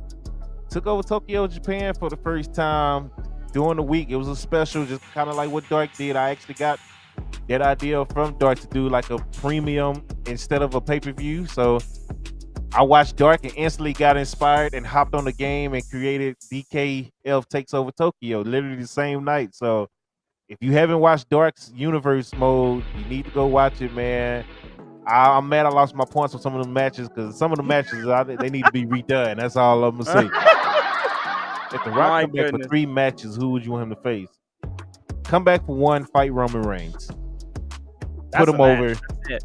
And we don't need it for the title either. It just needs to be a match. Put Roman over, so Roman can solidify himself as the guy, tribal chief, yada yada, and that's it. Mm-hmm. What's your YouTube, man? Stream Elements put it right under you, so make sure you click that link and it'll take you right to it. Lizard, so you got to pay attention to the chat because Lizard and Stream Elements have been putting the links in the whole night in the chat. So Bog said that he enjoyed the New Japan show last night, but he was shocked that Tama Tonga lost. And he's not happy about Jay White winning. Well, hey, I'm happy that Jay White won. Yeah, I mean, oh Lord, I would have been good either way, honestly. So Bog said shout out to us for our WWE custom rings. Thank you, man. Appreciate that. Appreciate it. I need put a lot of hard work versus Butch. Good Lord. I forgot you a Pete Dunne fan. I'm a Pete Dunne fan too, but Butch is not Pete Dunne, apparently. No, so. This is a different man. Yeah. I mean, like I said, I give him credit for this character. He's doing his job to kill the character, to do his but yeah. Bro, the way he just came out of the curtain like that this week was just hilarious. No, Butch is hilarious, man. I'm trying to tell y'all, Butch is hilarious, bro. What the hell, man? That week he jumped over that table and attacked Woods. I was like, I'm a fan of Butch. I like Butch. He's doing his job. They gave him a shitty character and he's doing work with it. So if you want to see The Rock versus AJ Styles, I don't have to see that. Honestly, I'm good with that. Rock versus Roman Reigns, that's it. Leave it alone. At that for me, and I'm good. But yeah, fire show today. Kept it under 3 hours, 3.5 hours, and we had a lot. We did a Dave LaGreca rant and everything, and we added New Japan and still did great, man. So we've been doing a good job trying to keep up with time. I know the last podcast was kind of long, but we talked about a lot of stuff. We went off on Hill Bitch and all that stuff. So it was a lot. It was a lot. So yeah, man, follow us on all social media, YouTube especially. Make sure you follow my guy on YouTube. Please follow him. Follow me. I am 3 away from 1,000 again. I think something like that. Yeah, 3 away from 1,000 again. Every time I get to 1,000, somebody gets in their feelings. Every time I get to 6,100 here, somebody get in their feelings. Like, oh, you can't have him at 6,100. Oh, we can't have him at 1,000 on YouTube. I'm gonna take my bitch ass and go. He gonna feel that. No, whatever. Because when you leave, I get another one that comes through and somebody that's actually watching and new and yada yada. So that's the ones I appreciate. Everybody that watch our universe mode, man, I appreciate you. I know Dark appreciates you because a lot of work goes into these universe mode. And especially when 2K is being a dickhead and is being ass, 2K support sucks. So I might end up low-key having to change my rules for the budget cut title because I noticed during the last show, I'm not able to use AI cash in for my briefcase. Like the only way I could do it is having them announce it and they actually do a fair match. No sneak attacks from the back. I don't do that? No, it's not letting me in universe mode. That's weird. You know 2K, whatever. Like, bro, I'm getting mad. They not doing none of their tag finishers. They're not allowed to do that because it says none, even though I've set them. Like, yeah. I'm not starting over though, so it is what it is. I said this last week. I said the biggest feud of the year: dope content versus WWE games. Facts, man. Like, oh shoot, that shit is Yeah, I'm not starting over again though. That'll be my third time starting over. So it is what it is. We up and moving. We go take over Mexico soon. We taking over Jamaica soon. Those arenas have been built and tested out. I've already changed the Jamaica arena, and I just posted that today. So it's not even gonna look the same as what it did when I posted that. it. I thought the Jamaican one looked good too. Yeah, but I end up Doing something changing it different. again. Yeah, I end up changing it again because when I actually went into like a match and the entrance and all that, I was like, all right, it could be a little better. So that's what I've been doing, man. I get on there and I change up stuff, trying to give you the best of the best, man. I get on YouTube, watch other people do like universe modes. I just be like, nope, mine is gonna be better than theirs. Then I get dark, I'm like, dark's fire. I gotta step it up. So yeah, this is what it is, man. So I end up doing Jamaica because I had people. I said, should I do UK or Canada next? And I had half UK, half Canada, and I was like, well, let me just do something nobody else done. Nobody's been to Jamaica. Let's go to Jamaica. So they don't even have Jamaica on the game. So it's gonna pop up some random ass place, but just know we're in Jamaica, all right? So forget what 2K tell you. But we got one more week left before the next budget cut. Oh, Dan. What? Dan said hopefully Tony D'Angelo doesn't miss much time. What happened to Tony? What? Ah, Dan. As soon as we're about to get off, here you come with this. What happened, man? Oh Lord. But yeah, budget cut. We have 2 more episodes of Fight Night. 1 more episode. They are traveling again. Yeah, he could have. And he got hurt last night. Do you know what the injury is? I'm gonna look it up right now. Yeah, but we got 2 more episodes of Fight Night and 1 more episode of DKF before we get to the next budget cut pay-per-view. That will happen this week. We've been running through the shows. So yeah. Let's say tell Tony he better limp his ass to the ring. Yes, that budget cut pay-per-view will be here by Wednesday. And once again, keep up with the stories. Follow on YouTube. Watch all the matches. Okay. The John Cena versus Kenny Omega match in Tokyo was fire. That literally felt like I was watching a real match. The way those guys went back and forth. AI decided to be smart on that match. Like that shit felt like a real match. Did you see the what is it called? The Eddie Kingston Walter match that I had on my show the other day? That was crazy. The way that built up to the end, that was crazy. Oh my goodness. Sometimes these matches really do be just insane. Yeah. Oh my goodness. But that whole Tokyo card was fire. But that one that stood out to me because it felt so real was John Cena and Kenny Omega. So make sure y'all at least go watch that one. Hell, the first budget cut pay-per-view, the women's ladder match, that shit was crazy. Y'all might want to go watch that one to determine the first ever DKF women's tag champion. So, but yeah, that's all I got for y'all, man. Dark, you got anything else? Nope, I don't have anything. We're getting ready right now. We've got like a lot of shows, I've realized, like that are coming back to back. So, if we do end up doing a what is it called?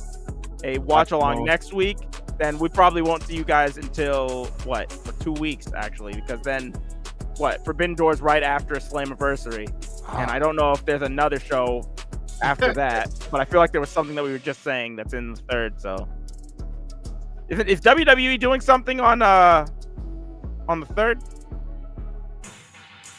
Is there a paper? Money in the Bank? When is Money in the Bank? Is on Saturday, ain't it? Money in the Bank. Oh. Yeah, Money in the Bank is on a Saturday this year. Money in the Bank 2022. Say it's all women's show.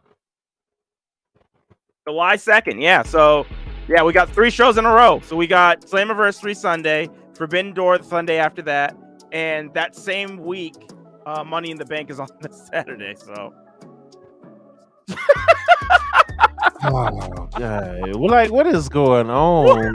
Right? Okay. Well, this summer, man, it's crazy. They just Damn. Okay. Well. Goodness gracious. All right. Superstar of the week, show of the week, and we're out. I give my Superstar of the week to Jay White for capturing the IWGP Championship, and I'm very glad they're going in that direction. My show of the week, I will probably. trying to think. Front to back. Rudy, thank you for the follow. I really appreciate that, man. Thank you so much. I think I would probably give show of the week to Dynamite, and that's only because New Japan still had like their first half of the show went 4 hours, and the first half of that show was just filler matches for nothing. And I would say it wasn't until Shingo and Taichi when I really got invested. So, and I haven't seen Cyber Fight yet. So, even though he got hurt, I give Cody Rhodes Superstar of the Week just because he completed the Hell in a Cell match, and for whatever stupid reason, they felt the need to have him win, even though he's not going to be here for 4 to 6 months. They still felt the need to push him over Seth Rollins. So if they feel that much, they love you that much to push you over Seth Rollins, knowing you're not going to be here, you get Superstar of the Week for that alone, because that don't make sense to me. Seth would have won. Cody's hurt, Seth win. And even if he did it in a dirty way, like he won by destroying that pec and that arm, okay, Seth won because of that. When Cody comes back, Cody gets whatever revenge. Yeah, whatever. Throws him out of the Rumble. Something. Yeah, just whatever, man. Like that's. See, here we go again, doing. Yeah, I know. Trying to make logical things. Yeah. Yeah. So I'm leave it alone. 'Cause I'm gonna get mad. Let's go start some rants. Every time. But yeah, Cody's Superstar of the Week, Show of the Week.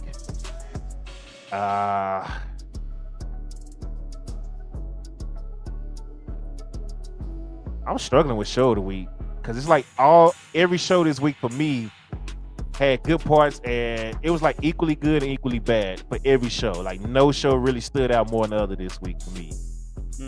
I'm gonna do NXT this week since I've been giving it to AEW a lot lately. I'm gonna give it to NXT because I did like Apollo coming back, and then the tag match with Solo, and Carmelo and what's his name, Waller. I did like watching Chase U. I was very entertained by his match. And then Nathan Frazier, any match he's in, he's killing it. Him and Santos killing it. He's the truth, man. Good Lord. So and then we had Pretty Deadly.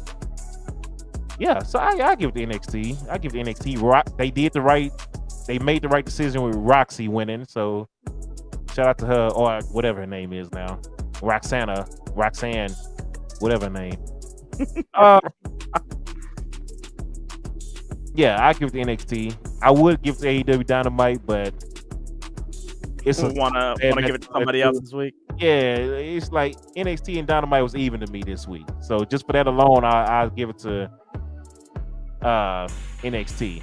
You say we be trying to tell people like, no, we're not. We're not telling nobody. Because it needs to be stay hidden. No, we're not. So let me just get this off screen now. Yeah. What is UK, Lizard? I don't know what UK is, man. You talking about the pay-per-view they got coming up with Drew McIntyre on the cover, Newcastle or whatever it is? Yeah, I think that's what he's talking about. Yeah, that hasn't happened yet, Lizard. I don't know what you're talking about. Yeah, Liz, you jumping the gun. You the DKF UK. That's what you're talking about. We can set that up. But yeah, appreciate everybody coming through. Once again, follow us on all social media. Much love to y'all. It's been 2 weeks since we did the last one. It might be another 2-3 weeks. Good Lord. And I will have this up for you guys on different types of streaming platforms. So we'll have this on Apple for you guys. We'll have this on Spotify, and we'll have it on Anchor for anybody that wants to listen to this on the road or anything like that. So we out here. So yeah. And of course, it's on YouTube. So it's on YouTube Live and the replays on YouTube. So make sure you follow. Much love to y'all. Y'all be safe. Let's see. This melon kind of tripped out on me today. I don't even know if I have a outro video loaded up. Nah, I don't, because not nothing that won't get me copyrighted on Facebook. So I mean, not Facebook, YouTube. So let's just get up out of here with the intro. We out. Much love. Y'all be safe. Have a good one.